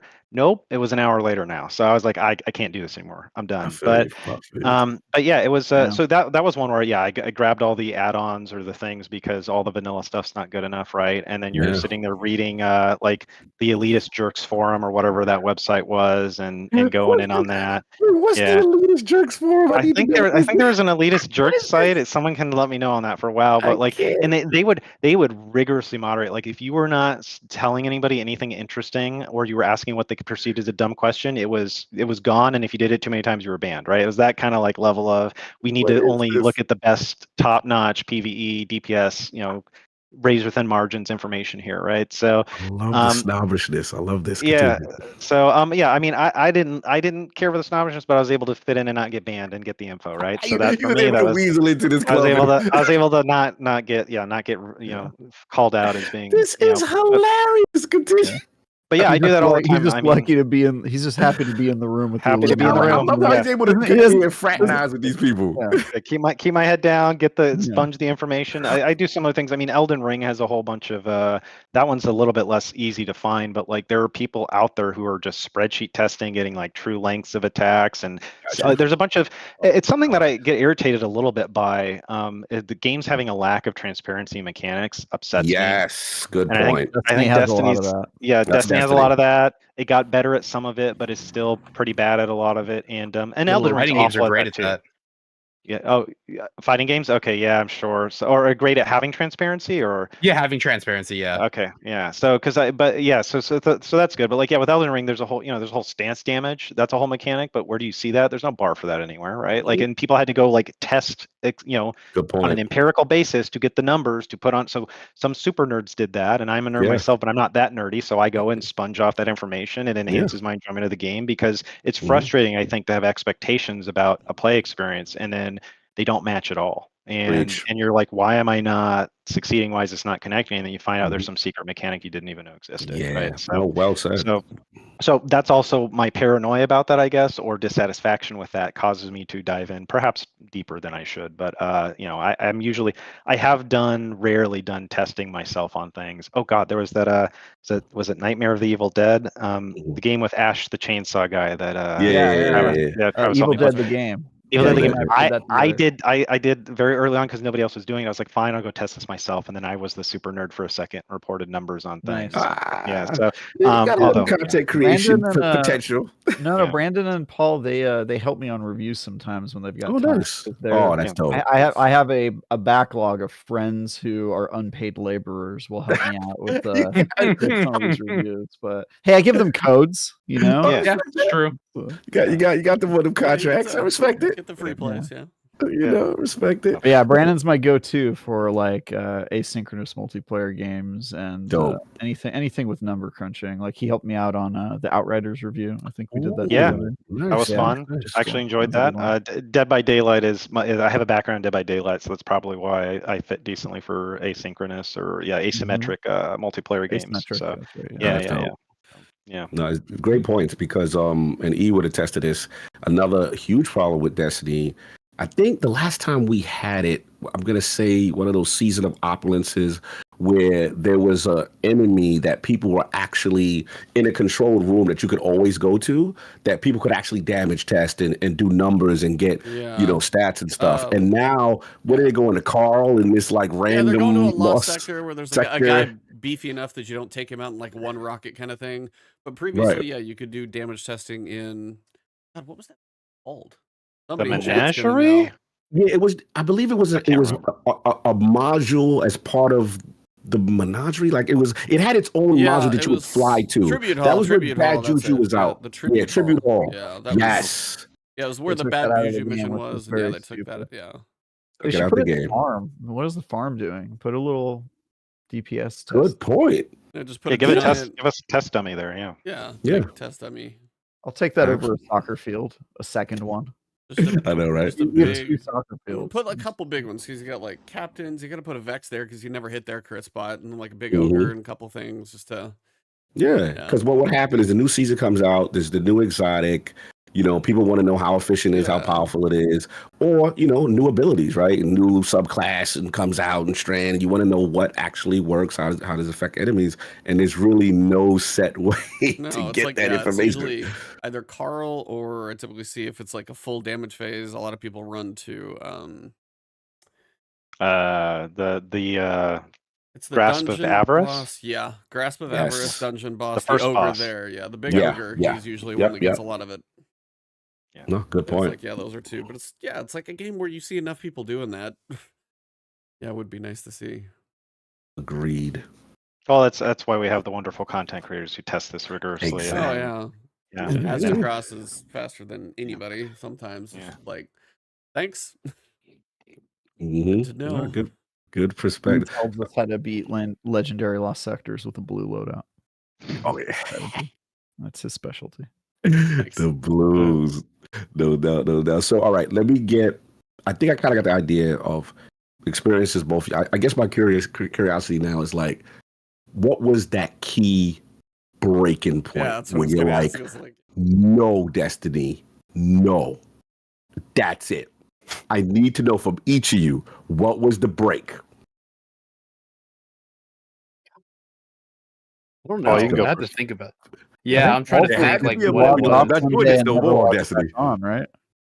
Yeah, I think it was like doing some Nightfall. It was just like trying to run a legendary Nightfall, and it was just not going the way I wanted to. I felt like I was doing everything right, but it was just like something dumb we kept dying to, and I was just like, you know what? I don't want to play this anymore.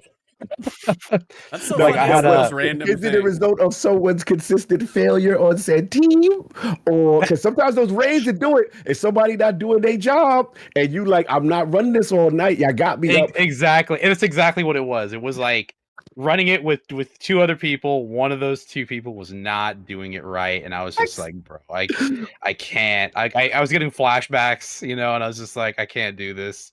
It was that MMO shell shock, Yes, and you sit there, not the country. So in my experience, you sit there, you're like, all right, we gonna knock this out by 11 o'clock or whatever, and then like 2 or 3 hours past that time, and you got work in the morning, you got something you're supposed to be doing, and you still here doing that thing. Continue. That was one of my breaking points early, but continue.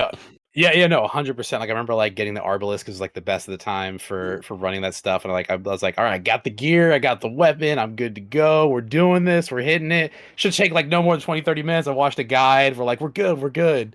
And then, just like kept dying and die, like, 15 minutes in, die, another 15 minutes in, die again. And I'm like, what are we doing wrong? I was like, let's fix it. And then we're like sitting there for 5 minutes trying to figure out like what we did wrong. It's like, all right, no, did wrong. Did it? Everybody did their part right. One person didn't, die again. And that went on for I think like 2 or 3 hours into the morning. And I was like, it was like, 3 a.m. and I'm like, forget this. I was like, I'm done. Fair enough. Brandon, your breaking point, sir. What was the most? Yeah. I mean, mine was definitely, I think, mostly a taper down. It was just I was seeing the I don't want to say light at the end of the tunnel. That's weird. The opposite of that maybe.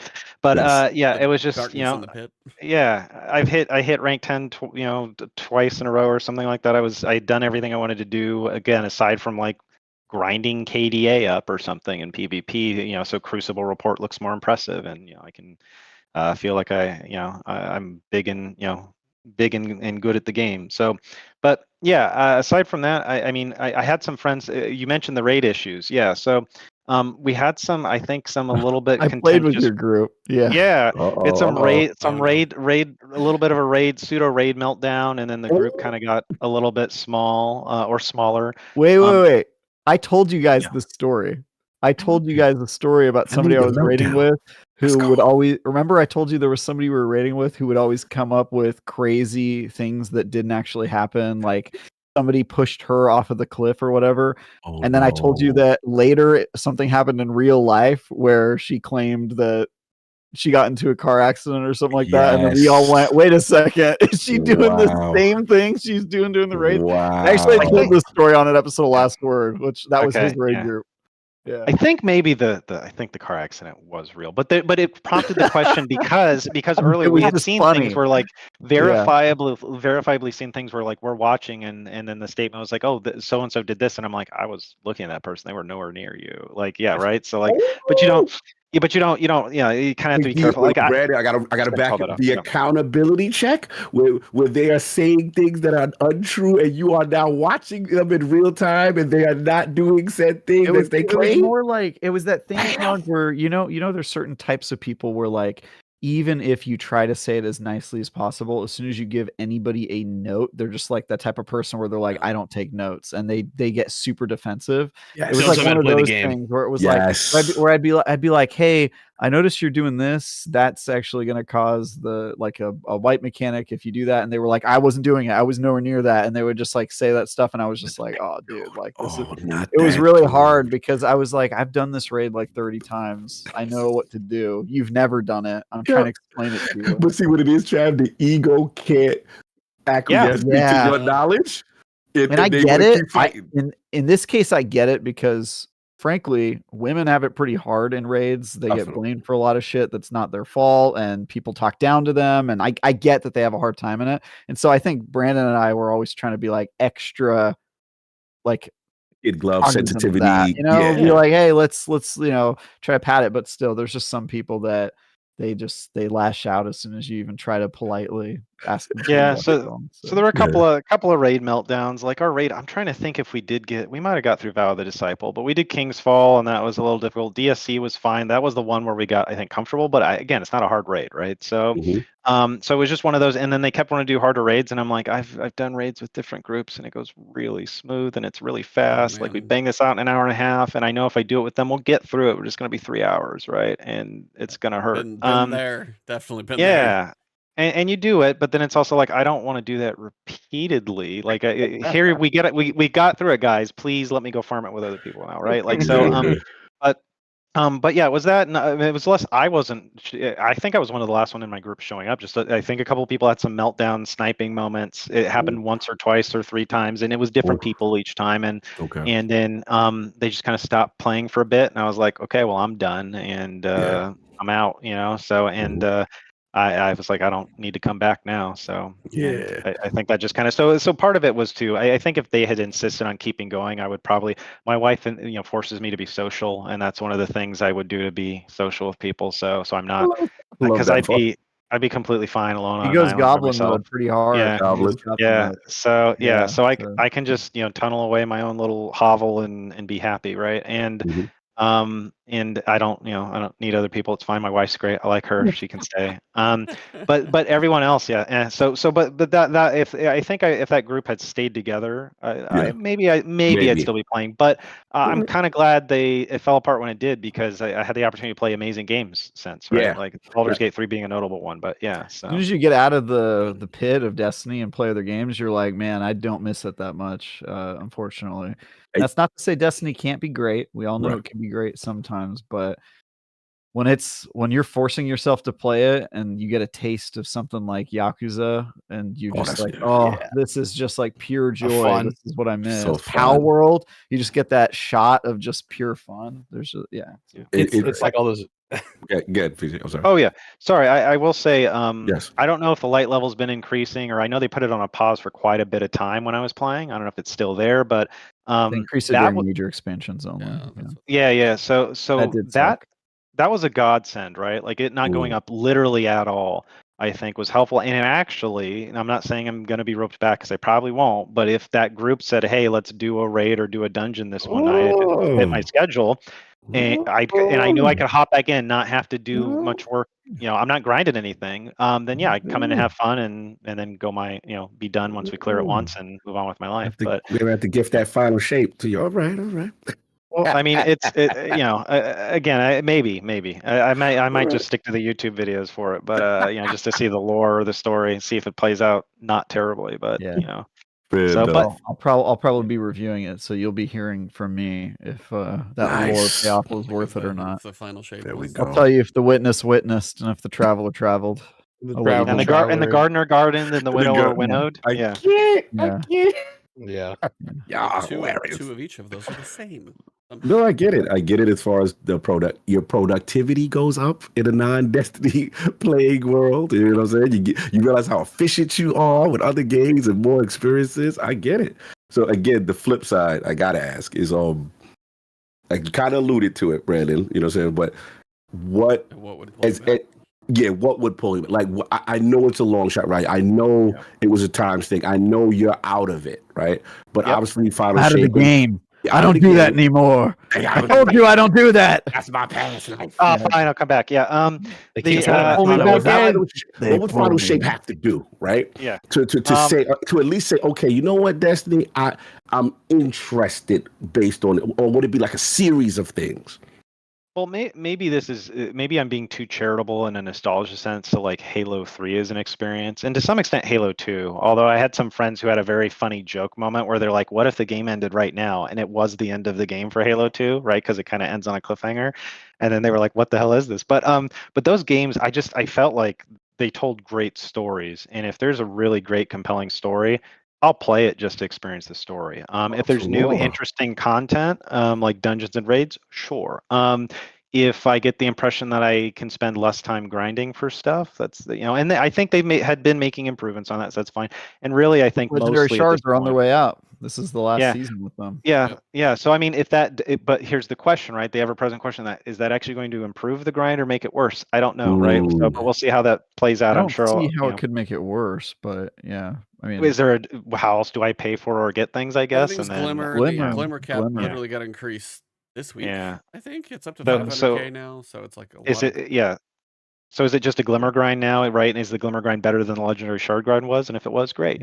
So I'm curious how you're gonna refill your Glimmer, because we used to be able to just use Legendary Shards for that. With those gone, I'm like, am I gonna have to go and like do? You have to play the game now. You're gonna have to do chores. Kill me, dude. Hell no. It's like if I ever get to a point where I'm low on Glimmer and I don't have, so I have so many random currencies that the average person wouldn't have that I can go refill. But if there is the logical point of like, without those, you need to go do public events as the fastest Glimmer farm because a heroic is like 12k. If that's the way to do it, and I can if I'm out. It's one of those where it's like, if I think this, saw somebody say this on Twitter, and it's always the balance of so many things, but it's the balance of a lot of what you guys have said, the time you invest, but it's like, take a holiday event. And this is every holiday event. If you need to get certain amount of materials or Essence of Dawning, for example, and say I finish an entire dungeon, I'm going to finish that dungeon and I'm going to get like 1 Essence of Dawning, maybe 2, and then I can go run a basic Vanguard Strike and get 17. I'm like, why isn't you finished an entire dungeon? Okay, whether you can farm it or not, make that 100 essence. I don't care. Make it worthwhile. You can do a raid and you can get like 5 essence. That's kind of the thing. So it's the same. It's like, if I go do a public event and I get 12,000 Glimmer, if I finish a dungeon, maybe I should get like 50,000. Don't make the things that you can go do outside of the basic playlists less rewarding when it comes to some of the currencies that you tend to need, especially something similar like Glimmer. That's one of those that I feel, because every holiday event does that to me. Because I typically play solo a lot. If I don't want to do the playlist, then you're stuck doing the playlist and that kind of thing. And I know they're trying to fill those playlists for the free people, but man, you gotta, at least somebody wants to go raid, reward them too, and then you'll have more people raiding and running dungeons. And it's like, I feel like you just get more people in that way. So that's one of those things for me that kind of goes off to what you guys were saying. No doubt. So finishing out, I don't know if you just finished that, Brandon.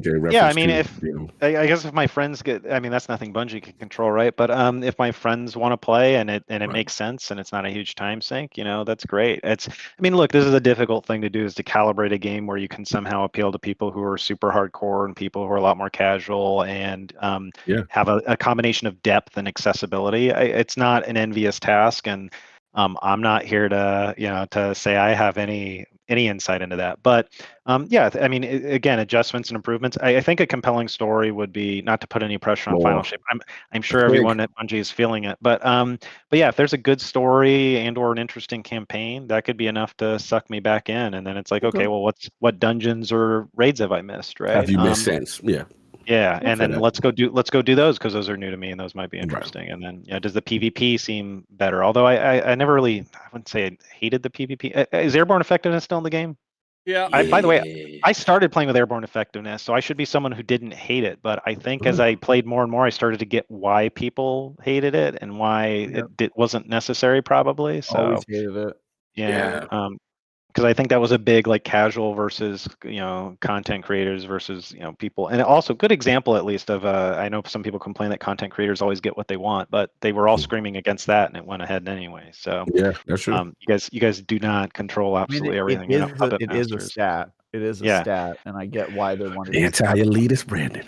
Yeah. My problem with all of these things is that they try to make things stats, and then, as Brandon said earlier, they don't open the kimono. They make it like super opaque as to how it works, and so you're left like with this really confusing. All right, well now I've got to worry about my stats on how accurate I am in the air, but I don't actually know. Yes. Oh yeah, dude. Well, Brandon, I do every day, dude. Yeah. They get invited to my orgies, so they know what's up. Oh, good. This Yeah, definitely turned into a M-rated why show. didn't why didn't we mention that with fentanyl? Okay. How would you mention that? Okay, this is just getting. There's going to be a little time cut here. Cool. All right. What, are we talking about fentanyl again? Is that are we back there? Are we back? Boy, y'all killing my man channel, man. Y'all killing my man's channel. He got the timestamps for y'all foolishness. I love it. Anyway, I'm about to stream this on a different channel in the future. Oh, you got a Pornhub account ready to go, or what? OnlyFans, OnlyFans. Come on, you know that's where OnlyFans. Got it. Okay, oh cool. my god. Yeah, platonic OnlyFans. Actually, no, I'm sorry. It's only calves. That's right. Only calves. Only calves. I Biggest forgot calves about in the game. that. That was a good one. Yes, biggest calves in the game. Eat. All right, so PJ, for you, what would it take? You seem to be, the vibe I get is like you seem the most removed, would be the hardest to come back after your experience. So like, what would it take to at least? Nah, I think if his buddies were like, "Dude, hop on Destiny," he'd be like, "All right." I think that's honestly it. That's I think. I think if Mariano pushed enough, yeah. No kicking and screaming. Bungie paid me. Oh damn. Never mind. I don't think that business model would work. Kidding. Yeah. No, I think I think to come back would be kind of similar to Brandon, like a great story. I don't know if Destiny's got that, at least in my experience. I'm already I'm just like, yo, this is not for me. It doesn't really interest me. And it's got a lot of that space existentialism, which is a cool concept, and I love that in storytelling, especially in sci-fi. But I feel like I feel like example, like, kind of off top, but Gurren Lagann does a great job of doing that already. Like, its whole story is, that space nihilism, existential crisis of like, how big are we, how small is everything, what is the universe, all that. So I think that aspect is out the window for me. They jumped the shark, I think, too many times for me. But I think the gameplay, though, like, I think is really where it's at. If I had like a solid static for like maybe PvP, maybe I'd come back for that. I don't know if I'd really do much of the raid content or like legendary Nightfalls or things of that nature. It's just too grindy. But if I could like jump in, play some PvP with friends and jump out, I think that would probably get me to come back if I felt like it was in a good place. My problem with MMOs and PvP is I feel like they don't really mesh well together because of the systems intrinsically tied together with rating and the gear and the item level and the min-maxing, where like in a lot of other games, like obviously there's always going to be meta with guns, whatever, but for the most part, if you're skilled enough, you can get around that with just like your skill. Right. Yes. Example would be like Valorant, right? Like obviously there's abilities in Valorant and some, champs are better than others, but guess what? At the end of the day, whose aim is better, mine or theirs? Like, because if I don't care how good you are with your abilities, if I can shoot you in the head, you're dead. Doesn't matter. And I feel like that also applies to games like Destiny or any other, MMO with PvP content. I think if there's, a way that they set it up where, and I think it pretty much is set up that way already. I think it's just some minor tweaks they have to make, but it's as even as possible. You don't feel like any particular gun has like a huge advantage. I think then, or like any abilities or builds have like a huge advantage over any other one. I think then that would kind of bring me back more than anything. So basically, you would have to hear about huge strides in like quality of life and balance and that kind of, and as opposed to specific content, as opposed to lore, like Brandon. Like you need to hear like there's true revamps at its core. Is that what you're getting at? Yeah, I think so. I think that's probably the biggest thing for me is like some just like quality of life revamps. I He think just wants it to feel fun. He just wants to be able to yeah, log on. I know and it's just be so fun hard because it's without- like a funness rating. There's no real way to rate that, but like that's what I look for in a game at the end of the day. Is like, is the game fun? Cool. I get it, Paul, and I think it's more than just it being fun. It's like it being fun immediately without all this setup and grinding and like prep work to get to the fun. Because that is something Destiny's kind of bad at. Is like, oh, dude, if you just do raids, it's great. Cool. How do I do a raid? Oh, well, you got to play for 150 hours and then you'll be able to raid. 100 hours like, in, man, dude, it gets really good. It gets really good after you just stick grind with your it. brains out. You just got to hang out with this cosmic horse for 100 hours, and then it'll be super cool after that. It's like, God, I forgot about that too. Yeah, dude. Hell no. Cosmic Horse is cool. No, but I think a refined. Yeah, it's.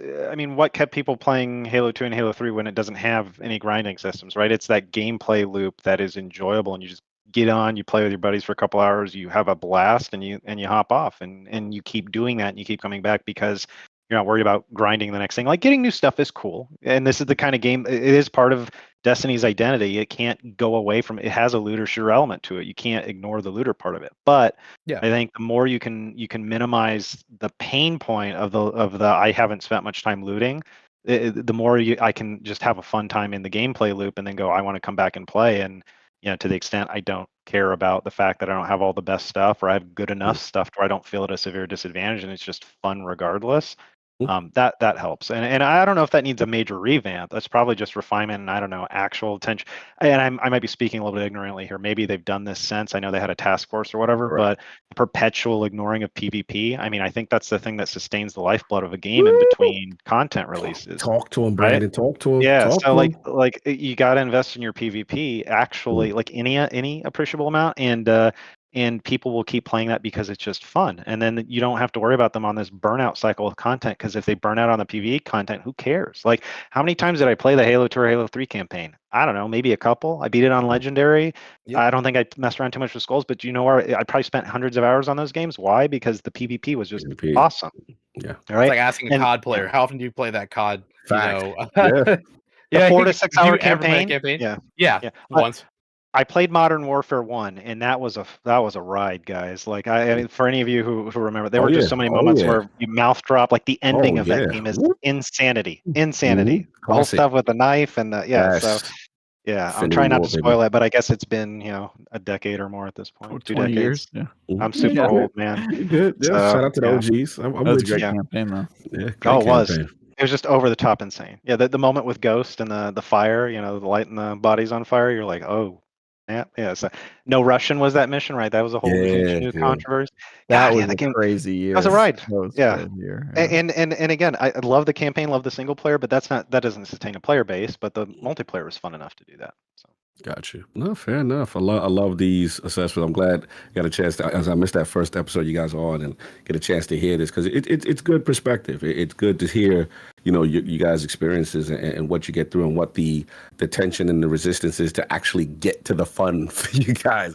And to hear you guys talk about it is really interesting. And hopefully, like I said, I know there's a lot of pressure on Bungie with Final Shape, but hopefully they can input some of this feedback, because I think it's important, big time. But that was that last question I had. I was going to say, so what if I told you guys that the director of Destiny 2 for the past few years is leaving next month, and Final Shape comes out in June? Gut reaction. Yeah. Paul, if you'd like to go first. Travis. I saw. I mean, God, I remember I actually saw that news. So I'm trying to give my gut reaction to that a few days ago. Even though I don't really follow Destiny 2 stuff, I caught wind of it. So it is, obviously a big deal. I don't know. It could literally mean nothing. I mean, it could be a thing where the guy, if can't remember his name, is it Joe Blackburn? But yeah, so if he's moving on because he really wants to do something new and he just wants to get out and do the new fun thing, and feels beat up enough about this and wants to move on, I hear that. He's kind of the last OG in leadership for Destiny. Like, it's kind of the final exodus of like the people that made Destiny what it was originally.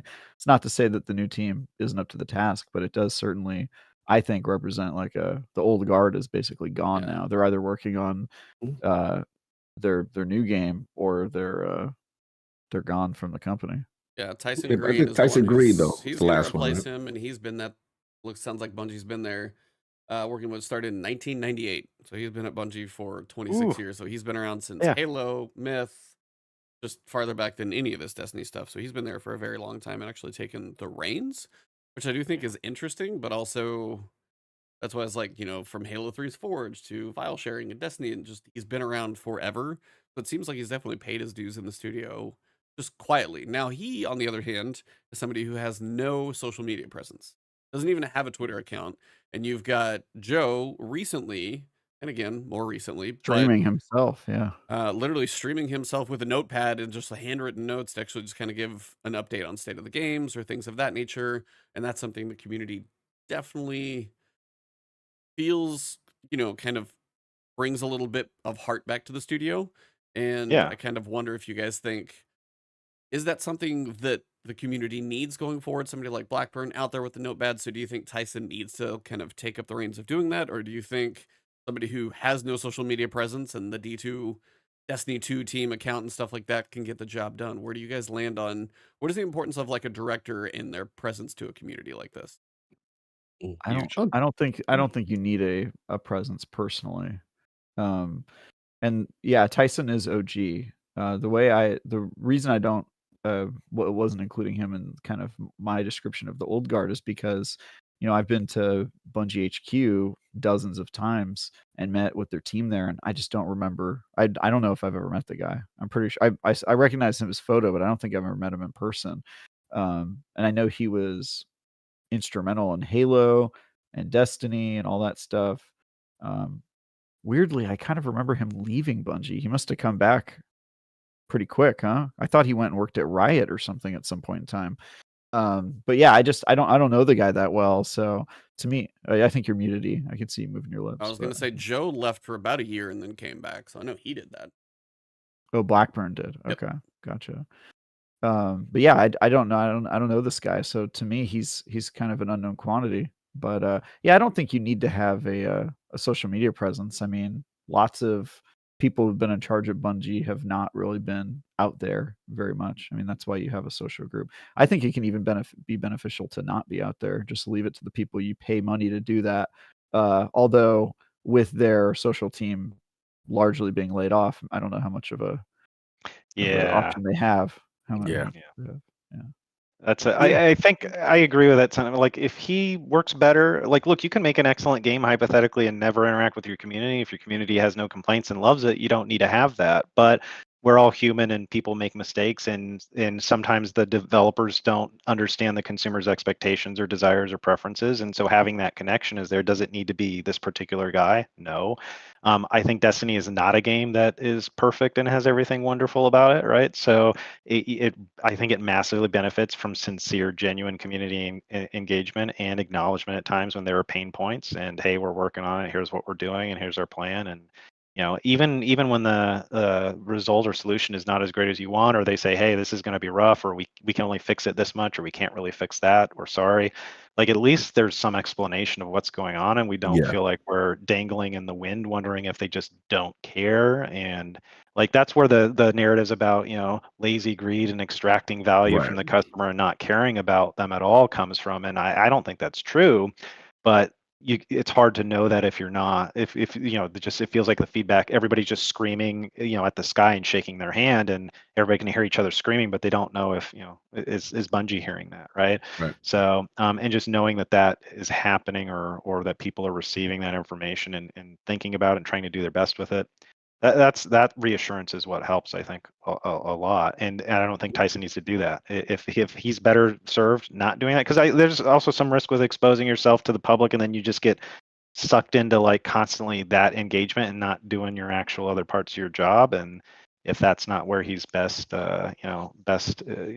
effective, then have no social media presence. That's fine, but the game or the developers or Bungie generally in relation to the game should have a presence from someone who's adept at handling that and good at listening to it and probably good at navigating people complaining and making contradictory wishes and demands. So Yeah, oh, they'll pull up the receipts. yeah, That's for sure. Yeah, I'm in pretty much 100% alignment with both of you. You know, I've changed my stance. Don't get me wrong. Like, I love guys like Blackburn, and I love guys that are forward facing, and you get that extra level of communication. Of course, you know, it's only human to feel that someone is actually listening and wants to respond back. But at the same time, I have changed my stance in the sense that as long as someone is effective at their job, they don't need to necessarily have to do it, because I'd rather the resources be put there if the communication aspect is not their strength, and then leave it, whether you're outsourcing or you're using your community management team to be forward facing. So look, they've got a tough road ahead of them. You know, I'm pulling for you know, Blackburn and whatever his new opportunity is. You know, looks like he's probably most likely got something lined up or whatever. And we'll see what you know. I don't know. I mean, the vibe I get usually is like, you don't accept an offer elsewhere, and because if you're forward facing now with Staten, if he's forward facing now, he's already signed off, and you're giving your notice or whatever it is. That's the vibe I got. It's going to be curious where he goes, right?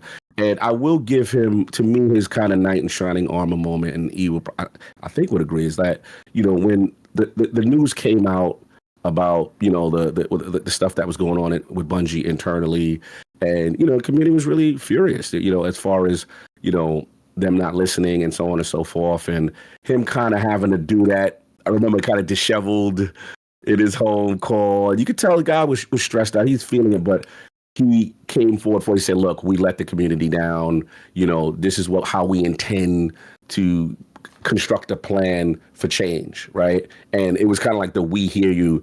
And I could tell that's not his natural thing, to be like this forward-facing person, but the community angst was at its highest at that point. What was the event? I'm trying to remember, what was it that we were all pissed? Everyone was furious with Bungie, and he came out, he did the conference call, you know, from his house kind of thing, and I thought that was admirable considering the temperature of the room kind of thing. Yeah. So I'm always going to respect him for that. And he's been there for a while. He's always been ingratiated with the community. So State of the Game post, thank you, Prescott. Yes. Yeah.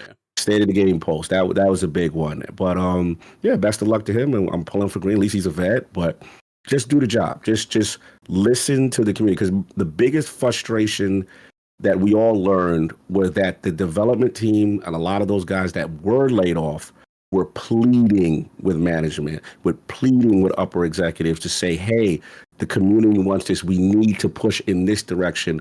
And those were ignored. And then you now topple that with the 45% targets that you didn't miss, or you didn't make, or what have you. So it just kind of compounded stuff. So yeah, we'll see what happens. Well, on the other side of, you know, these two have chosen probably not to spend much more money in the game for a little while, depending on what final shape does. We'll have to see. But I think I give it a 10 out of 10. They'll come back. Go chat. But I think I don't like the chances, but you know, like the chances. If you know, anything could happen. It could be a 10 out of 10 game. We'll see. Don't like the chances there. I was going to say on February 13th, COG is a nice Valentine's Day present coming with Mass Effect crossover coming into Destiny. I wanted to kind of get your guys' take on that one, because the Sparrow, the Ghost, and the ship are supposed to be free to everyone. I think the armor sets are what's going to be paid. COG, I got to go you first, man. Yeah, favorite game of all time up in here now. In your other game, we go way too much time. Mass Effect 2, definitely a GOAT game for me. Looking at the artwork and the stuff now. Look, this is, I'm throwing money. What's the expression? I'm throwing money at this. They got me. There's always going to be certain things that I'm like, I can sit here and fraud and be like, I'm not going to give them. I am buying all of that. Whatever they're giving away free and what they not get. I am a huge Mass Effect fan. If they put a Chrono Trigger thing in Destiny somehow, I would do it too. Don't worry. Like, there are certain ones we probably all would have our spots for, but I knew this was you. And what it is, seeing it, I realized how thematically it fit. And I'm like, oh. And the Titan, I go from a little jealous of the Titan, man. Got the Shepherd, the Commander Shepherd thing going. What's the name of the Warlock? What's the? They got us with Liara Tassoni, which she kind of fits a Warlock. I get it. Okay. I get it. Yeah, and then it's the cool. Hunter is. Yeah. Who's the Hunter? Actually, I think I'm gonna run with Garrus. I heard that on Twitter. Yeah, I think that's. Yeah, I think that's the goal with Garrus look. You know, he don't wear hoods like that, but I think in part 2 he had a little arc where he was kind of like an assassin. My man, I got to get the Normandy though. The Normandy That's ship free. is going. That's what I wanted to down. say is they actually dropped half of it being free for everybody. I gotta say, pleasantly surprised. Like that was kind of a nice move to say, hey, here's this collab. Yeah, you might spend the money on the armor, but here's some stuff just for everybody. That was surprising, actually. I guess the question I have for Trav is, how do you think? How did they pulling off these deals?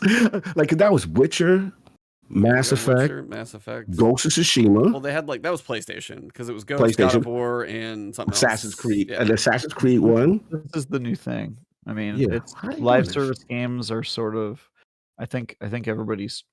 I know you guys get annoyed when I refer to this, but I call it the Fortniteification of Destiny, and I think that they really are setting the model of how to do live service games, and so people think, oh well, that's what you do now. If you're a live service game, you cheapen it by doing crossovers with anybody who will give you a buck, and that's just what they're doing. So I don't know if they're paying or if who's paying. My guess is they're getting a cut of however many they're sold. It's probably a percentage. Yeah, so royalty percentage. They're both making money off of it. So they almost like license the models, and then if they make anything, then okay, that's how it's going. I mean, I'm everybody guessing just like, gets that a would cut. make sense. Yeah. So everybody's happy. My guess is it's a royalty on every copy sold. That's who getting the most money. I need the lawyer to tell me.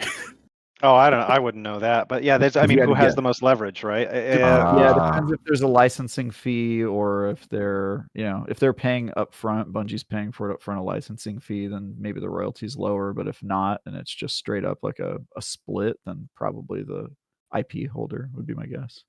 Yeah, gotcha. I mean, some companies or IPs are notoriously difficult to deal with and are a little bit more unreasonable. But I would know. I mean, obviously, that you have the leverage if you're the IP that you think is going to draw more players to log back in, right? Like, if this Mass Effect thing is going to draw a lot of players to log in and potentially spend money on it based on the popularity of Mass Effect. It is a game that's a little bit older though. But honestly, as soon as you guys announced it, I was like, and they're not. I don't think I'll play, but I might want to log in and download it real quick. Also, you got to keep in mind, like Mass Effect is another franchise that is down on its luck as much as Destiny, if not more. So they're kind of interesting bedfellows. Yes, good point. Yeah, huge pressure on franchises that are really not in a good spot right now, and put them both together in one game. So, although one of them did tell a good story. Yeah, Destiny 2. Most of like 3. Yeah. What? Yeah. I was about to say one of them told like 90 to 95% of a good story. Yeah, and I think you know which one that is. And then that Mass Effect 3 ended. Oh damn! No, Mass Effect. I love those games. I ran through the Legend. Or was it the Legendary Edition? Legendary Edition. Yes. Yeah. Oof. No doubt. Commander Shepard time. Salute. What else happened in the TWID? I still have. It's been too many years. That is still not natural. Yeah, I know. They talk about Fireteam Finder is going to get a bit of an update. Some of the success of Fireteam Finder between raids and dungeons. There was something they did for a Witcher emblem where the community had to get like 7,777,777 kills. That's where they did that in like a day and a half. That emblem is out there if you want it. And then Game to Give is wrapping up right now. Game to Give is, I know Bungie had their stream today. They're 2.7 million for the Bungie Foundation. All of that's for Direct Relief and the iPads for kids, all that stuff. So yeah, we had Jared on. Salute to Jared. I guess that was 2 weeks ago now, because 2 weeks. Yeah, we had him on 2 weeks ago, and it was that day they were about to cross 1 million. But I mean, they're coming to the end of it. They got about 3 days left. They might get 3 million. That might be the biggest one that they've done. So that's pretty massive, I think. That's most of like. So, did either of you guys log in and do the Riven's wishes? Not our two. I have not yet. I I did it. Oh, how was it? Yeah, I'm curious. What was boring? What did they have you do? You enter the wish and you do a final mission and you get a cutscene. That's it. Really? No, that's not the Riven's wishes. The weekly quests. That's what I was talking about. Oh, those! I thought you were talking about the ending of the season. No. Yeah, no, I did that. Wishes. Okay. Did you do those? I'm gonna guess no. No. I don't even know what those are. To be honest. So educate us. pretty much it was last week's squid where you can kind of, it seems like it could have been part of the season, but obviously with the delays and everything, they're just stretching some stuff out. It feels like, at least. Each week you'll do one task. You'll get one wish token. It is account based, so you can't get 3 each week. And you can choose either a red border last wish weapon. Literally pick one. Right. You can do one of the 4 Lightfall year exotics, or you can get random stuff like mementos, a couple of those, or some currencies and stuff like that. So the first one this week was the Rift Generator public event on the Dreaming City. If you did it heroic, it was done in 1 for me, at least. And then you had to do 30 Dreaming City activities, and it was all based. It's their whole thing where they do like percentages. I tried a patrol, didn't count. I basically ended up doing about 12 or 14 lost sectors. Oh, I thought you was about to say blind well. No, well, blind well was 17%. You know how long that takes. Yes. You can go through just a normal patrol level lost sector, and you could like jump in the backside of one and do it in about 60 seconds. So you just sit there and do that loop over and over. And if you're that's the loop. Okay. Yeah. So I was like, I was done in 45 minutes. I got the token, and then I was looking through, but you have 4 months until you have to turn these things in. Well, if you're ever going to farm Last Wish for, red borders, you've got 4 months to potentially see if you do that first. Well, I made a video, but I was just like, you probably shouldn't spend them right now. Right. Well, unless you're one of those people who's a completionist, who's like Teddy, for example, who has everything possible, has all the exotics, has all of the other pieces. Yes. And then at that point, he just might want a couple extra mementos. But it's like, so the first one's not that bad. Now let me tell you the other future weeks. Week 2 is 7 Ascendant chests. So I don't know if it's doing the Ascendant challenge 7 times or doing it over 7 weeks. Wow. So if you did finish it, you might have to like leave, reset the patrol, then go back and jump into it again. Week 3, kill me. 1,600 combatants in Legend or Master Lost sectors. Okay, all right. Week 4, tier 3 blind well, so you got to do the big blind well, but then 1,500 targets killed in blind well. All right. And that's why you killed. That's probably not the team. Maybe, I don't know. Week 5 is 80 taken bosses, or Powerk, the Farseer's Heir, and I think that's one of those like taken bosses you get to spawn if you trigger like one of the light balls somewhere. And then the final one is Complete Prophecy. The dungeon. So basically, they're forcing engagement in specific. And so it's like whatever those are, it's for account wide, and you'll get 6 over the and you can do this just sometime before final shape if you want to. All right. And then so we got 4 weeks of it, right? 6 weeks of it. Okay, because I was about to say, is that enough borders for a weapon for last week? Yeah, you're gonna get 1 weapon and then 1 extra depending on how much you farmed. I've got some. I've got some red borders or some pattern progress that's at like 4 or 5. The one I want is probably the rocket launcher. That would be number 1. Number 2, supremacy would be another one. Those are the 2 priorities, I would say. Yeah, I think you nailed it for me. I think my chores will be, I have not gone back to Last Wish since they revamped the perk pool. Yeah. And got actually good perk. And that, what is it? Apex Predator is the rocket? Apex is the rocket, and supremacy is probably the best kinetic sniper. And what's the role we should be going? What should I be going for Apex? Reconstruction, so you can load 2 in when you're not using it, and then you can get bait and switch. You can get 4 pull. You can get. It's got a lot, so you can kind of pick what you want. Yeah, I could do that. I could do a chore for. But that's kind of the thing, though. Reset day. What I would say is like if you do the quest, if you do the quest, like if you want to put your time in, doing that. Go play a good game. So if you put your time in, all I was saying is you might have the rotation of Last Wish coming back, and if you're one of those who wants some of those things, try and find a raid group who wants to farm Kali on the first encounter over and over, and you'll probably have a whole lot more success. And then if you do 1 or 2 of the challenges, like maybe you do beat Prophecy between now and the end of it just to run through it once, and then the first one and not have to kill 1,500 targets on the blind well, like maybe you don't do that one. Oh no. But if you get like a couple of mementos, but you do the Last Wish farming is going to be better. Yeah. This is just kind of maybe a guarantee on top, like if you miss a couple or something like that. But you want the Last Wish weapons, it's going to come around like once every 7 weeks or something like that. So you're at least going to see it twice. Look for a schedule if you want to. That's not bad. But again, that's all it is. It is Dreaming City. It is Last Wish stuff. So for the people who you're completionist, this is basically nothing for them. So they will probably skip all of it unless they want like a memento. For me though, I have the curse of what's the Last Wish exotic? It refuses to drop. 1,000 Voices. I've never got 1,000 points. It just What? it burns my soul. And I Something. run that raid. And I see everybody get it. And I'm like, I've seen it drop twice in the run, and it's still. I'm like, I can't with this game. So that might lure me a little bit if it's the last one. Don't do it. Well, Stay out of the it. other thing that dropped was Moments of What are Triumph. you gonna do with that? What are you gonna do with that perfect gun, dude? Having the best gun in Destiny is like being the handsomest guy at the Renaissance fair. You know what I mean? It's like you got the gun, and then you have to play Destiny with it. You have to- You can bring it into a different game. You know You know what I me. mean? Where they get me is the build crafting. I'm such a build crafting guy. And then they always do a sandbox update where they buff something and they're like, all right, now we gave it burn properties. I don't want to synergize it with the build. So they're going to get me. So my thing is, if it's terrible now, knowing Bungie's history, just give it 6 months. They're going to come back around to, we've noticed the percentage of users are not using, we've upped the reticle and the damage DPS, or we changed this perk, and then next thing you know, it's effective and it's better. And I'm like, yes, I got it. I got to do it already. It's already sitting in my vault ready to go. So that's what I do with them. How full is your vault space then? Oh, Are it's you great. always holding? Yeah, you're holding on to things that are what ifs all the time. I'm bad, bro. Like I'm at like 597. I'm like 3 away. I have to literally go in there and make decisions and be like, all right, I can't have 6 versions of this gun now.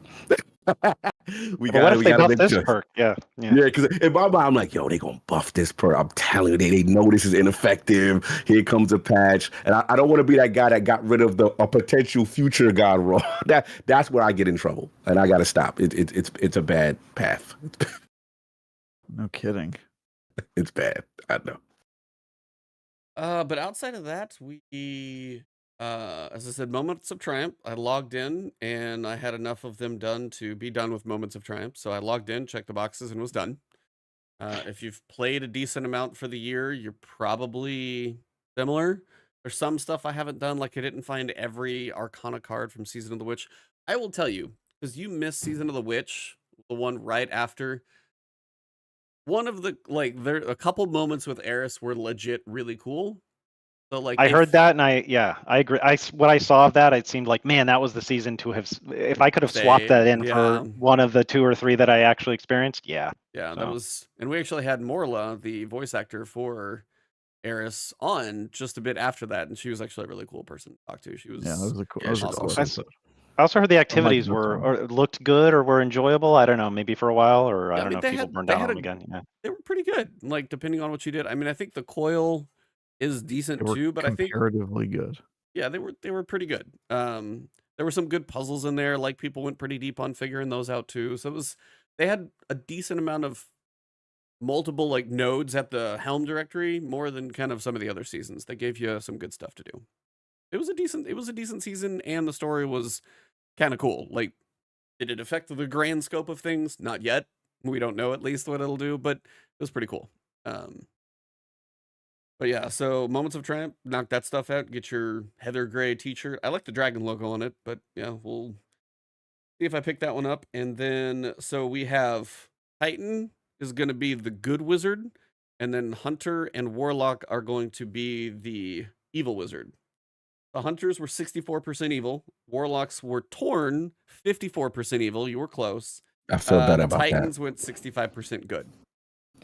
So At least it was a struggle. So some Warlocks with proper sense. Titans finally got the best outcome. I was like, I like the Titan one when I saw it. I was like, the other one was good, but the Titan one's kind of clean. Yeah. Mm-hmm.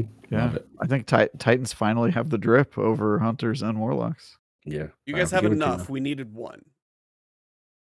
You guys have won a decent amount of those Halloween ones.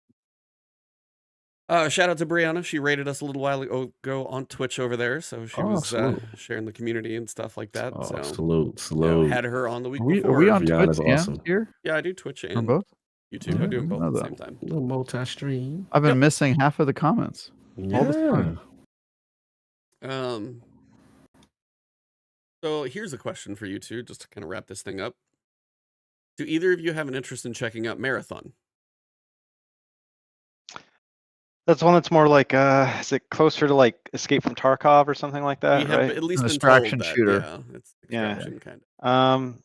Maybe. I mean, at least sounds like it'd be less grindy, but and it has elements of like, it's not just a pure like if you're not the best first person shooter, you have old man hands like me, maybe you can outthink people and chuckle at, young dumb kids who make bad decisions and bad strategic decisions because otherwise if it's a straight shootout, I'm just going to lose every time, My brand.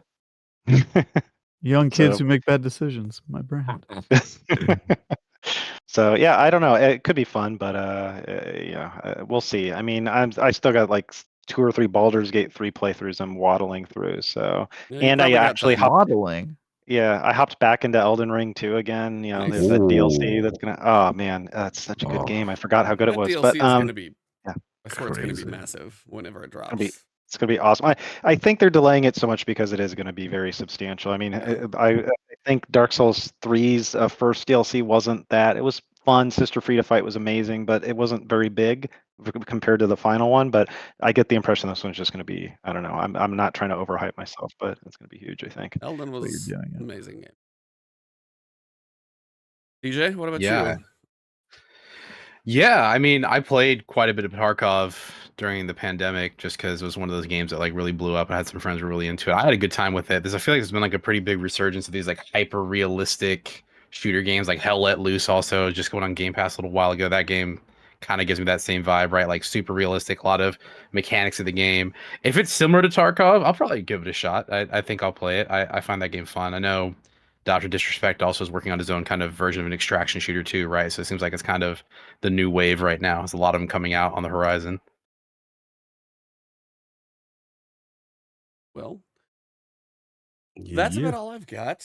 Good to hear from you guys. Sorry we lost you in the world of Destiny, but from what you have said, we understand it too. I mean, over the course of the past year, I've streamed some, little bit of variety here. Then I started covering other games last year. So I've my time in seasons, if you go look at my Destiny heat map, if you ever want to see how much you're playing, how much you log in on a day and those types of things, mine's been tapering too. I mean, there's times where I haven't logged in for, especially now we have 4 months and way too many other games to cover.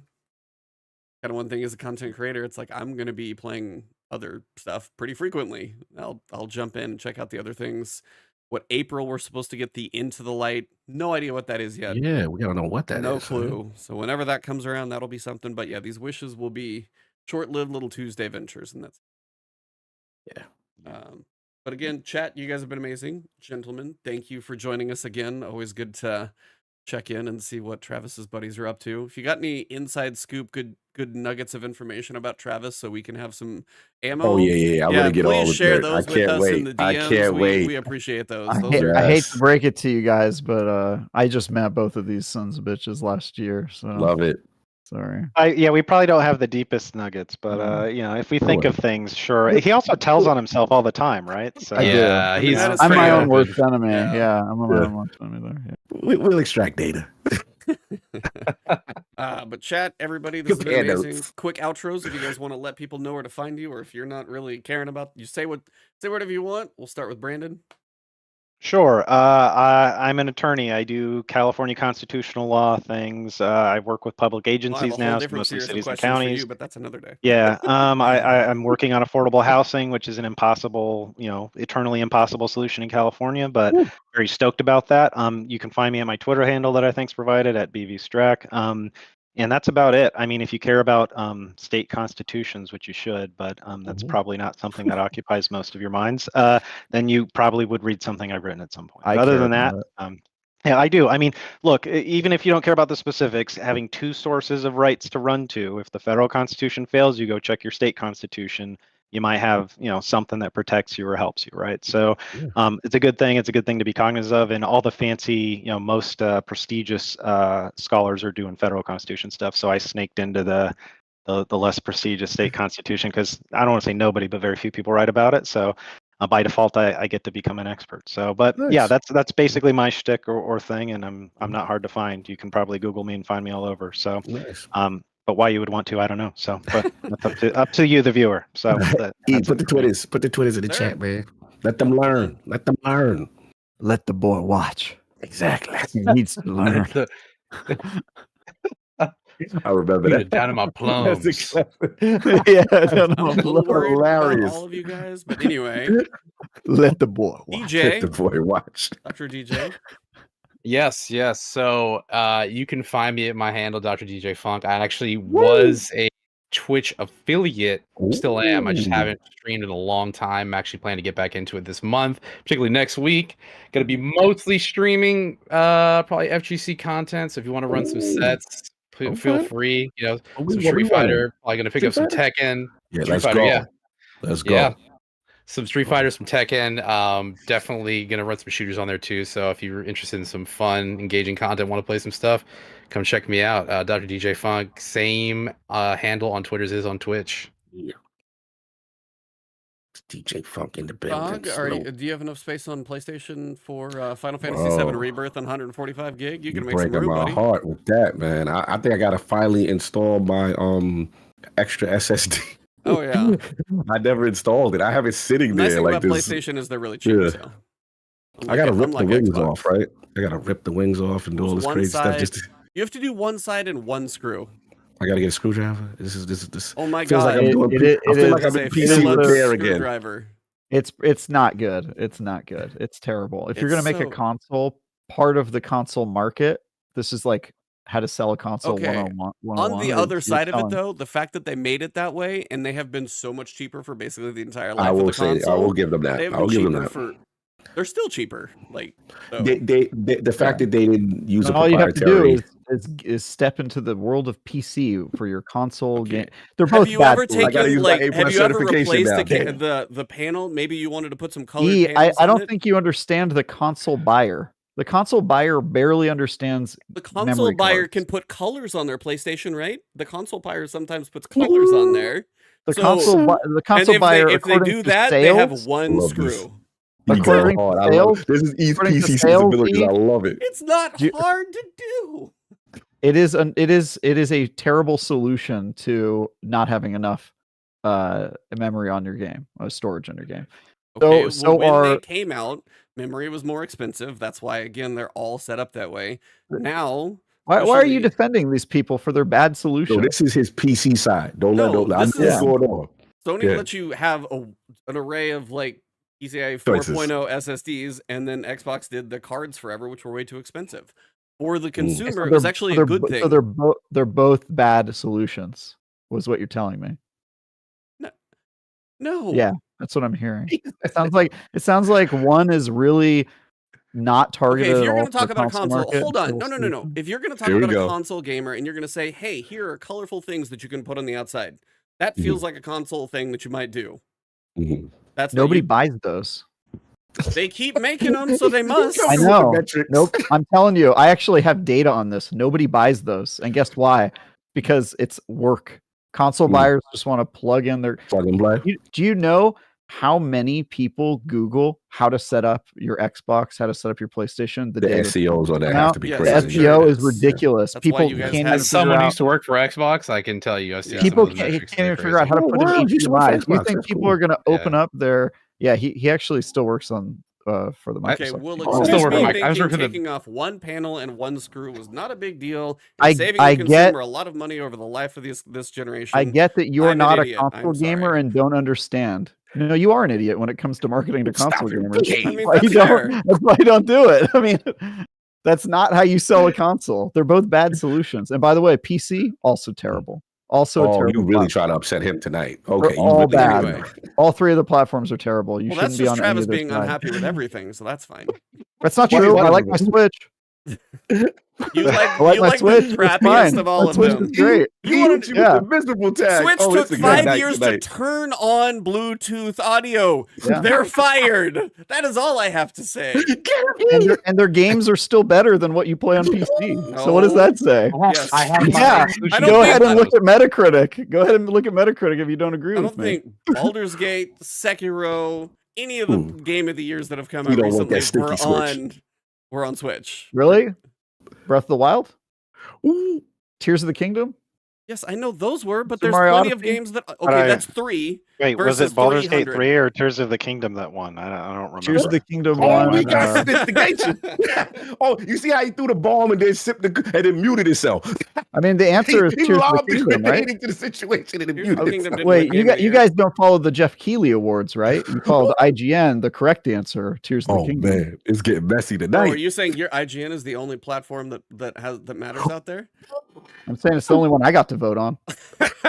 And by the way, I Fair, didn't vote for fair. Tears of the Kingdom, Oh, but you know, okay, yeah, you're just they shooting got your the own right argument. answer. Anyway, Dave we the Diver? are following. Dave the Diver's an amazing game, and the Godzilla Yes. preview yesterday. As soon as I heard like 2 notes, I was like, "Holy crap, that's amazing!" I didn't realize they didn't have that on console. I thought it was only Switch at the time.